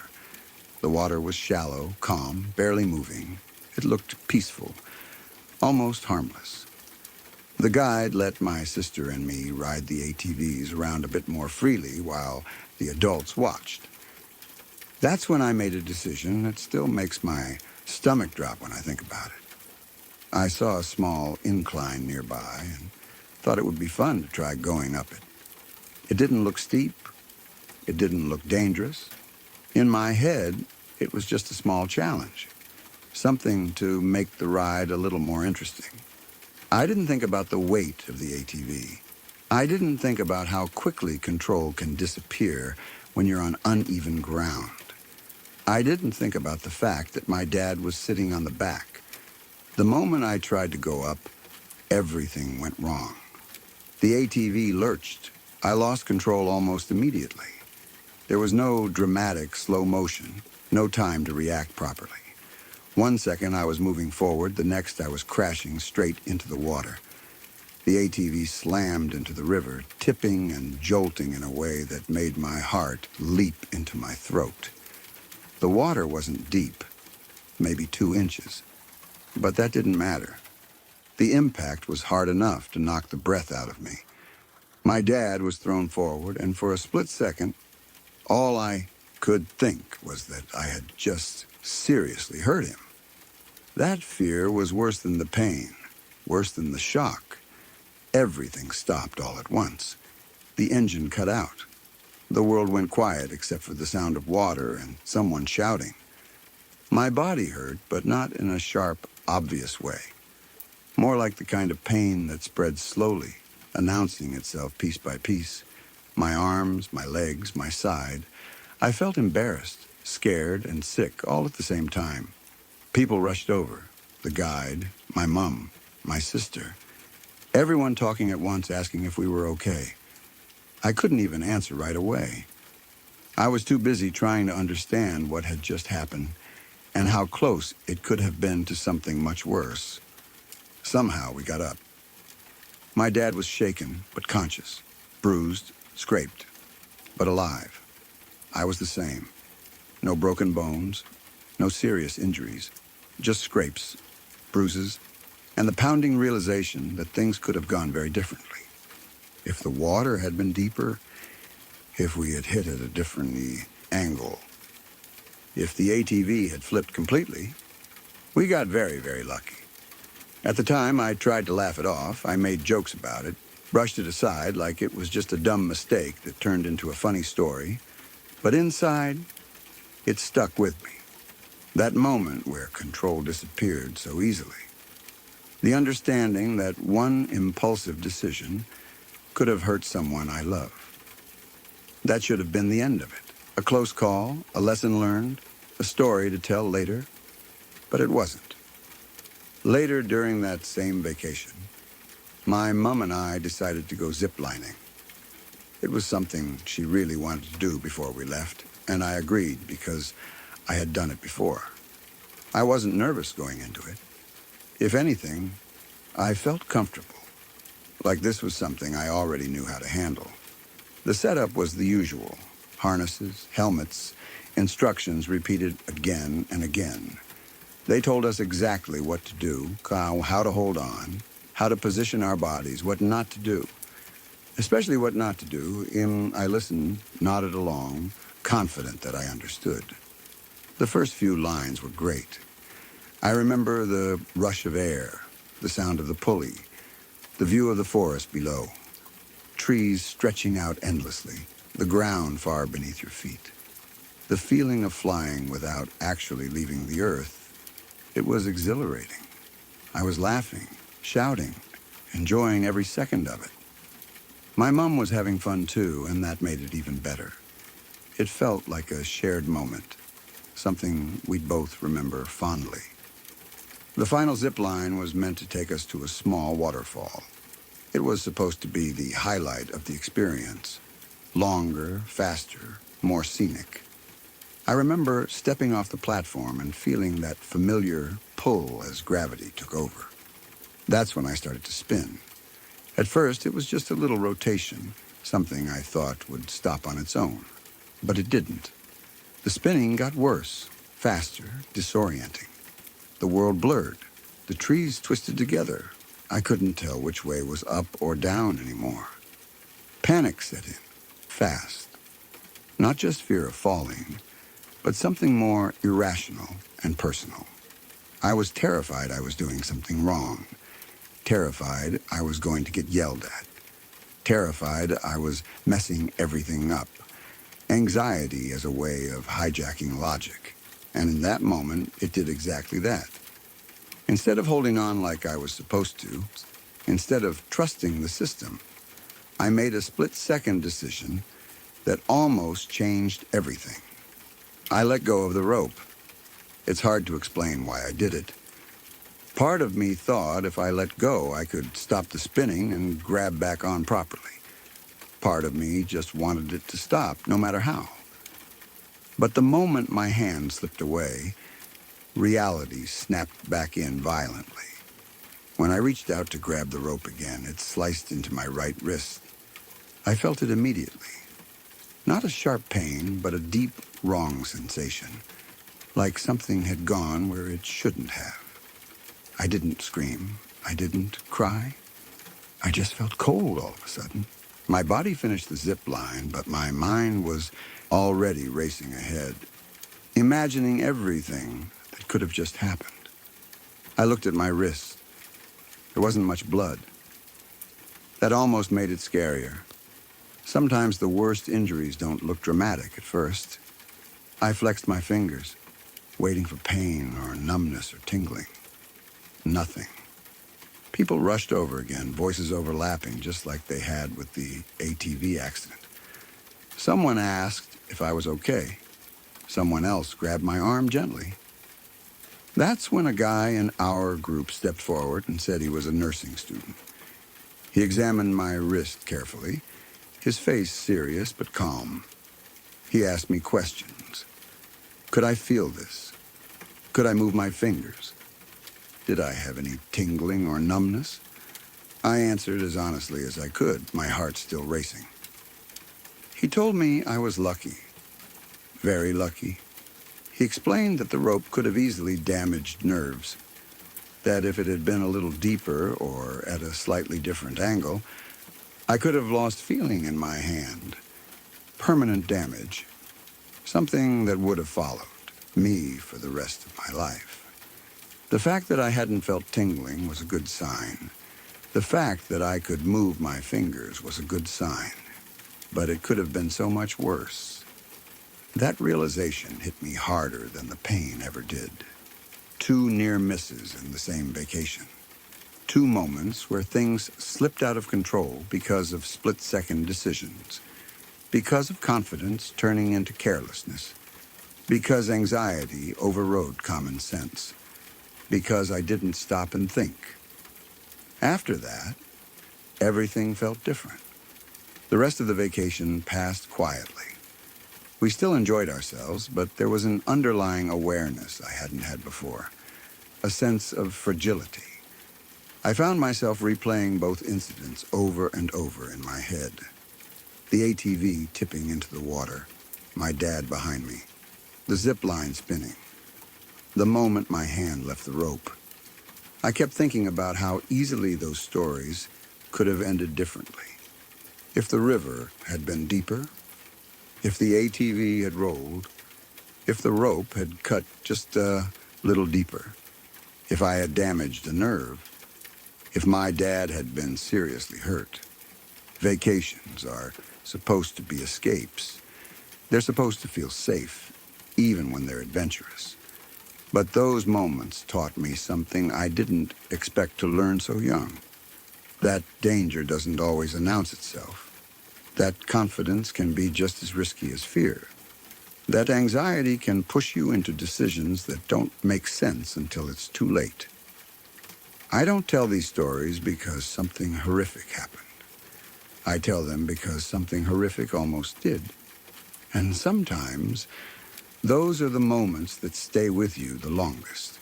They're the ones that change how you move through the world afterward.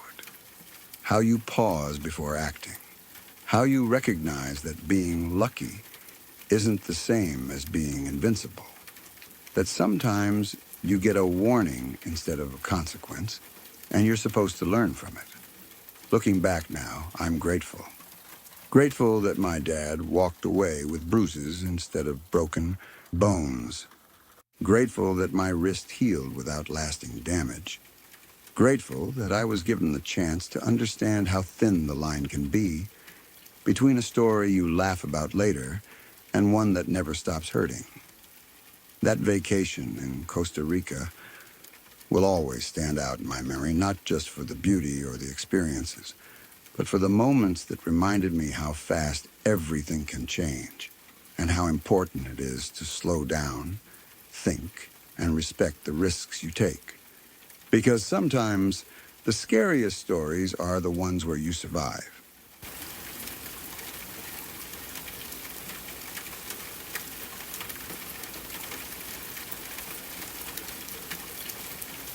My grandfather used to tell this story quietly, never with drama, never trying to make it sound larger than it was. It was just something that existed in our family history, heavy and unresolved. The kind of story that leaves more questions than answers. It was about his uncle, a soldier during the Second World War somewhere in Africa. The exact country was never clear. Desert, heat, dust, and fear were the only consistent details. He was young when he was sent there.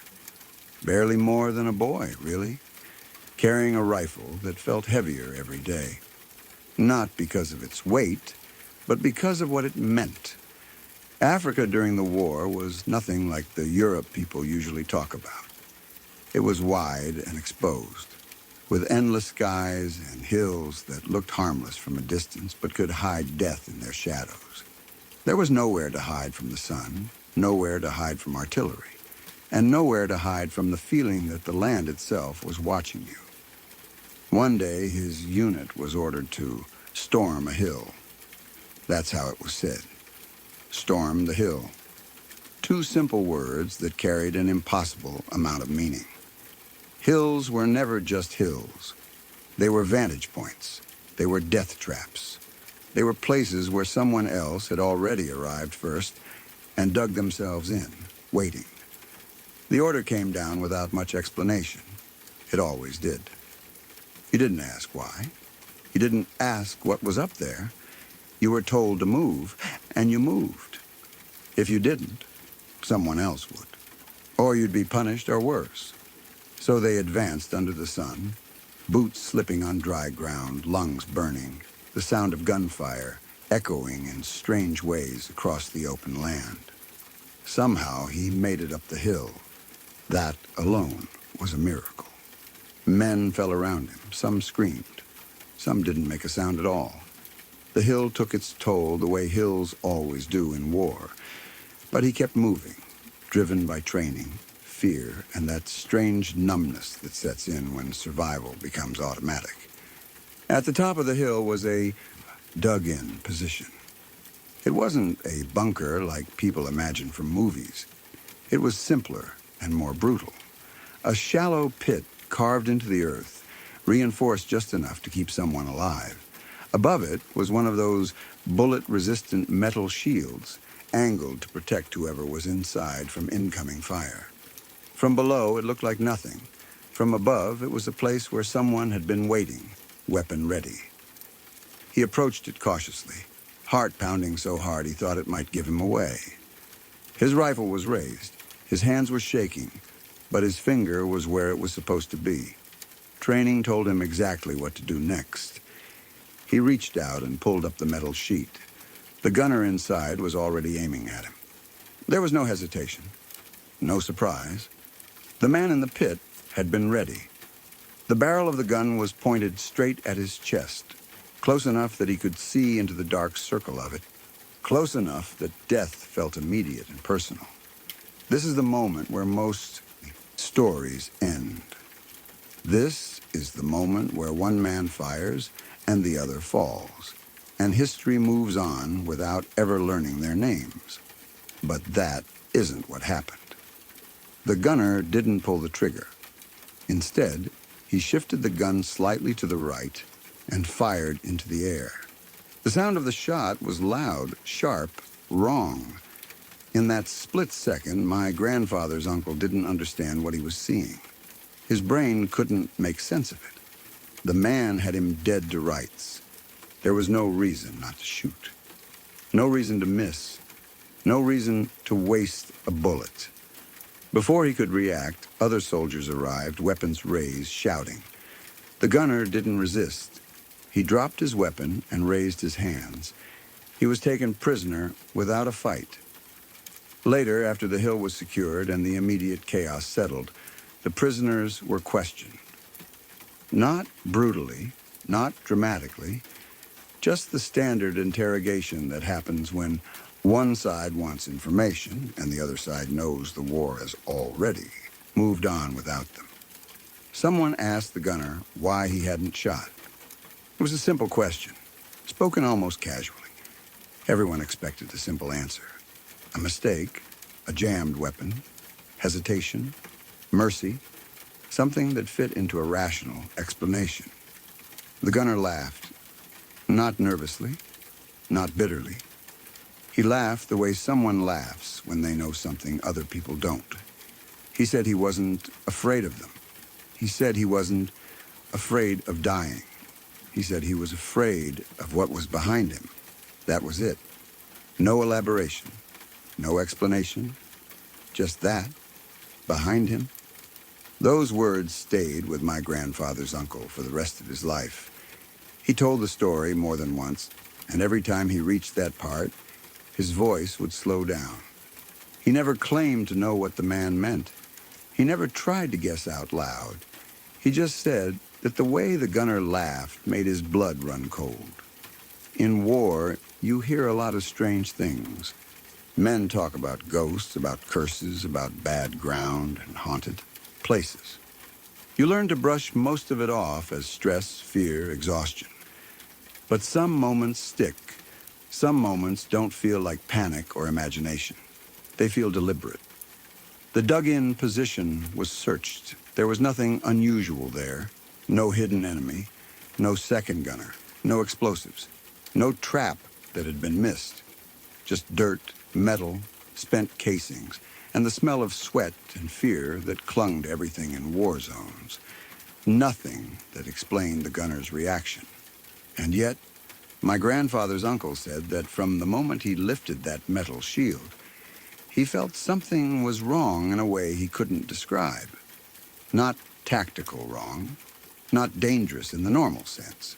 It was a deep, instinctive wrongness, like standing too close to a cliff in the dark or realizing someone has been behind you without making a sound. He said that when the gunner fired into the air, it felt less like mercy and more like warning.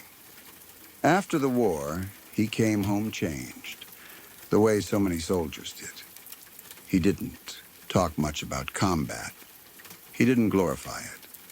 He didn't tell stories to impress anyone. This was one of the few he ever shared, and even then, only with family, only in quiet moments. He never slept well. He never liked hills, and he never liked turning his back on open spaces. People tried to rationalize it over the years. Family members speculated in hushed tones.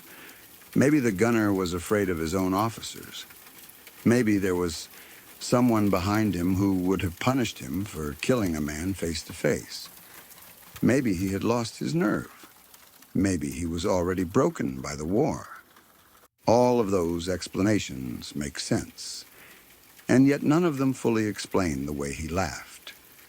That's the part that doesn't sit right. Laughter in war usually comes from hysteria, relief, or cruelty. This wasn't any of those. According to my grandfather's uncle, it was almost amused, like the man knew something terrifying and absurd at the same time. The phrase, "what was behind him," became something of a ghost in our family. It would come up occasionally, usually late at night, usually after a drink or two, when conversation drifted into darker territory. Everyone wondered about it. No one ever landed on an answer. Was it something physical? Was there another soldier he feared more than the enemy in front of him? A superior officer known for brutality? Someone who would have killed him for hesitating or for taking a life unnecessarily? That happens in wars more often than people like to admit. Was it psychological? Was the man already losing his grip on reality, seeing things that weren't there, haunted by something he couldn't escape, something that followed him even into that pit in the ground? Or was it something else entirely? War zones have a way of distorting reality. Fear, exhaustion, heat, and constant danger strip away the sense of normalcy. Men start to see patterns where there are none. They feel presences. They develop superstitions because superstition feels safer than randomness. But sometimes stories survive because they don't fit neatly into those explanations. My grandfather's uncle lived a long life after the war, but he never shook the feeling that something had been there that day, something unseen. He never claimed it was supernatural. He wasn't a man given to fantasy.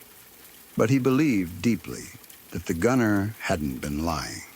He believed the man was genuinely afraid, not of death, not of capture, but of something behind him that made shooting into the air feel like the only choice. That's what makes the story unsettling. Not the violence, not the battle, not even the near-death moment. It's the idea that in the middle of something as brutally real as war, there might be moments where fear doesn't come from the enemy you can see. It makes you wonder how many things soldiers carried home with them that they never fully explained. How many moments were dismissed, buried, or left unresolved because there was no language for them. How many times someone made a decision that didn't make sense to anyone else, but made perfect sense to them in that moment. Sometimes, the scariest stories aren't about what happened. They're about what almost happened. And sometimes, they're about the things people refuse to explain, not because they can't, but because they don't think anyone would understand. Every time I think about that story, I imagine that dug-in position on the hill, the heat, the silence just before the shield was lifted. The gun barrel aimed straight at a man who expected to die, and then that strange, deliberate movement, turning the weapon away, firing into nothing. And I imagine the laughter. Not loud, not wild, just knowing.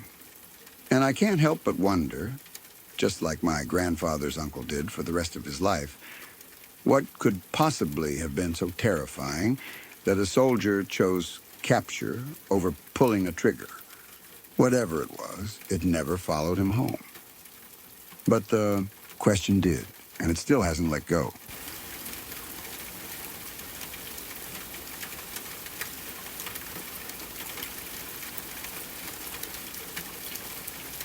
This is one of those stories that doesn't just make you sad or scared in the moment. It lingers. It settles somewhere deep and refuses to leave. because of how ordinary it began and how absolutely helpless the ending was. It happened to my mom's cousin. He was a family man in every sense of the word. He had a wife he adored and two young sons who were the center of his life. They weren't reckless people. They weren't thrill seekers. They were the kind of family that planned trips carefully, took photos, talked about the future. Just a normal family, excited about something new. 2 weeks before the accident, they had bought a brand new BMW. It was one of those moments that felt like a reward for years of work. A new car, clean interior, that new car smell, everything functioning perfectly. They were proud of it. Anyone would be. It represented stability, success, and the idea that life was moving forward in a good direction. They decided to take a trip through southern Turkey. They were traveling near the coast and through the mountains, enjoying the scenery, stopping in different cities along the way. At one point, they stopped in a city called Mersin. It wasn't supposed to be a dangerous place. It wasn't some remote, lawless area. It was just another stop on their journey. At some point, my mom's cousin decided he wanted to take a scenic route closer to the mountains. That choice alone is haunting. Not because it was reckless, but because it was so human. People choose scenic routes all the time. We do it for the views, for the experience, for the feeling that we're making memories instead of just passing through. It's the kind of decision no one questions, no one thinks twice about. That route led them to a railroad crossing. It wasn't one of those crossings with barriers that come down and physically block cars. There were no arms lowering, no flashing gates, nothing dramatic. Just a stoplight and the sound of a train approaching somewhere in the distance. A warning, but not a physical one. The kind of crossing that assumes drivers will wait and use common sense. They pulled up behind a semi-truck. The truck was stopped, waiting for the train to pass. The road curved slightly near the tracks, which already made visibility worse. You couldn't see very far down the tracks from where they were sitting. The train, when it came, would appear suddenly, not gradually. They waited. Seconds passed. Those seconds stretched. The sound of the train was there, faint but present. Not close enough to see, but close enough to hear. The semi-truck in front of them wasn't moving. It was doing exactly what it was supposed to do. And then impatience crept in. Not the kind that comes from arrogance, but the kind that comes from thinking you have just enough time. The kind that whispers, "I can make it," or "This will be fine," or "The truck is being overly cautious." That voice gets people killed every day, not because they're stupid, but because they're human. My mom's cousin decided to pass the semi-truck. He pulled out. And the moment he did, everything went wrong. As the car moved onto the tracks, it suddenly shut down. Not stalled in the normal way, not sputtering, not like the engine just died and could be restarted. The car completely locked down. Later, it was said to be some kind of static or electrical interference from the railroad system interacting with the car's electronics. Whether that explanation is fully accurate or not almost doesn't matter, because the result was the same. The brand new BMW became a dead weight on the tracks. The engine wouldn't turn on. The doors wouldn't open. The windows wouldn't roll down. Nothing responded. They were trapped inside a sealed metal box, sitting directly on a railroad crossing. For a moment, they probably thought it would pass, that the car would reset, that the engine would come back. Modern cars glitch sometimes. Electronics fail and then recover. That's what people expect. That's what hope looks like in situations like that. But it didn't recover. Seconds turned into terror. They realized one by one that they were stuck. The train sound grew louder. And then reality hit them all at once. They were on a curve. That detail is crucial. The curve meant the train engineer wouldn't see them until it was far too late. Trains can't stop quickly. Even at relatively low speeds, they need a long distance to slow down. On a straight track, there might have been a chance. On a curve, there was none. For about 30 seconds, they knew they were going to die. 30 seconds doesn't sound long when you say it out loud. But in moments like that, time stretches in ways that are impossible to explain. 30 seconds is long enough to understand exactly what's happening. Long enough to look at your wife. Long enough to look at your children. Long enough to realize there is nothing you can do. They tried everything. They tried the ignition again and again. They tried the doors. They tried the windows. They tried to scream for help. People nearby saw what was happening, but they were helpless too. You can't push a car off train tracks in seconds. You can't stop a train with your hands. You can't break into a locked modern vehicle fast enough to matter. The semi-truck driver could do nothing. Bystanders could do nothing. Everyone was forced to watch. Inside the car, the family was screaming. That's the part that destroys people when they talk about the story. Not just that they died, but that they died knowing it was coming. That they had time to be afraid, time to beg, time to hold each other and realize this was the end. The train came. There was no slowing, no miracle, no last-second escape. It hit the car with unimaginable force. There were no survivors. All four of them died instantly upon impact. But that doesn't erase the terror of the 30 seconds before. That doesn't erase the knowledge that their final moments were filled with fear and helplessness. Afterward, there were investigations. There were questions about the crossing, about why there were no barriers, about the car's electronics, about whether something could have been done differently. But none of that changes the outcome. A family of four was gone. A wife lost her life. 2 children never grew up. And my mom's cousin never came home. What makes this story unbearable isn't just the violence of it, but the way it could have happened to almost anyone. A new car, a scenic route, a moment of impatience, a system failure, a crossing without barriers, a curve in the tracks. None of those things on their own guarantee death. Together, they became fatal. People like to believe that disasters only happen because of extreme recklessness or obvious danger. This story proves that isn't true. Sometimes all it takes is one decision that feels small at the time, followed by something completely outside your control. The idea of being trapped like that is what haunts people the most. Not being able to open a door, not being able to break a window, not being able to run, just sitting there, knowing exactly what's about to happen and being powerless to stop it. It changes the way you think about modern safety. We trust technology. We trust new cars. We trust that things will work when we need them to. We trust that systems are designed to protect us. But sometimes those same systems become prisons. Sometimes the features meant to keep you safe are the very things that prevent escape. After this happened, the story spread quickly through family and friends. People stopped trusting railroad crossings without barriers. People hesitated longer at tracks. People talked about the dangers of electronics and automation. But none of that brings back 4 lives. The hardest part is imagining the children.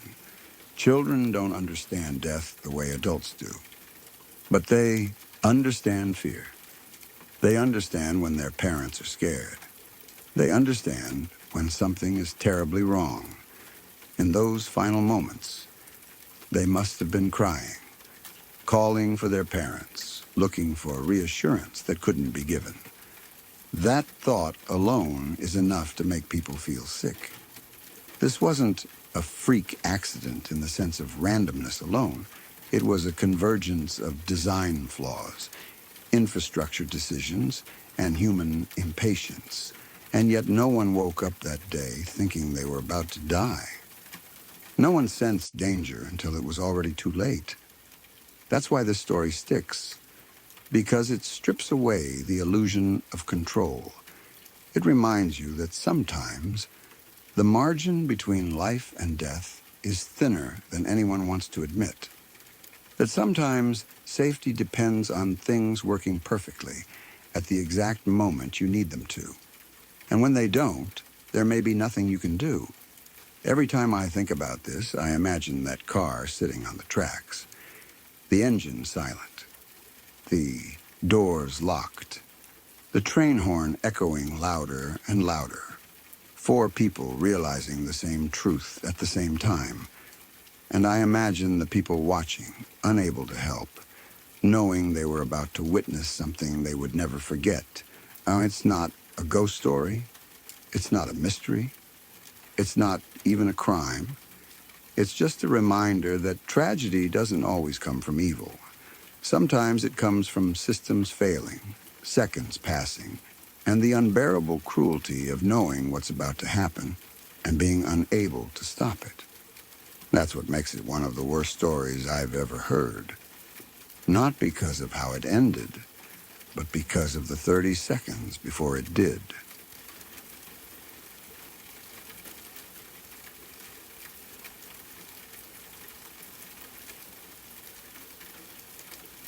Look, if you're still watching, you already know what this channel is. No jump scares, no fake drama, just real stories about real people who survived things most of us can't even imagine. And that's scarier than any movie could ever be. If you want more of this raw, unfiltered truth, told the way it deserves to be told, subscribe to Lacuna Noir. We're not here to waste your time. We're here to tell the stories that actually matter. Thanks for listening. Now go get some sleep, if you can.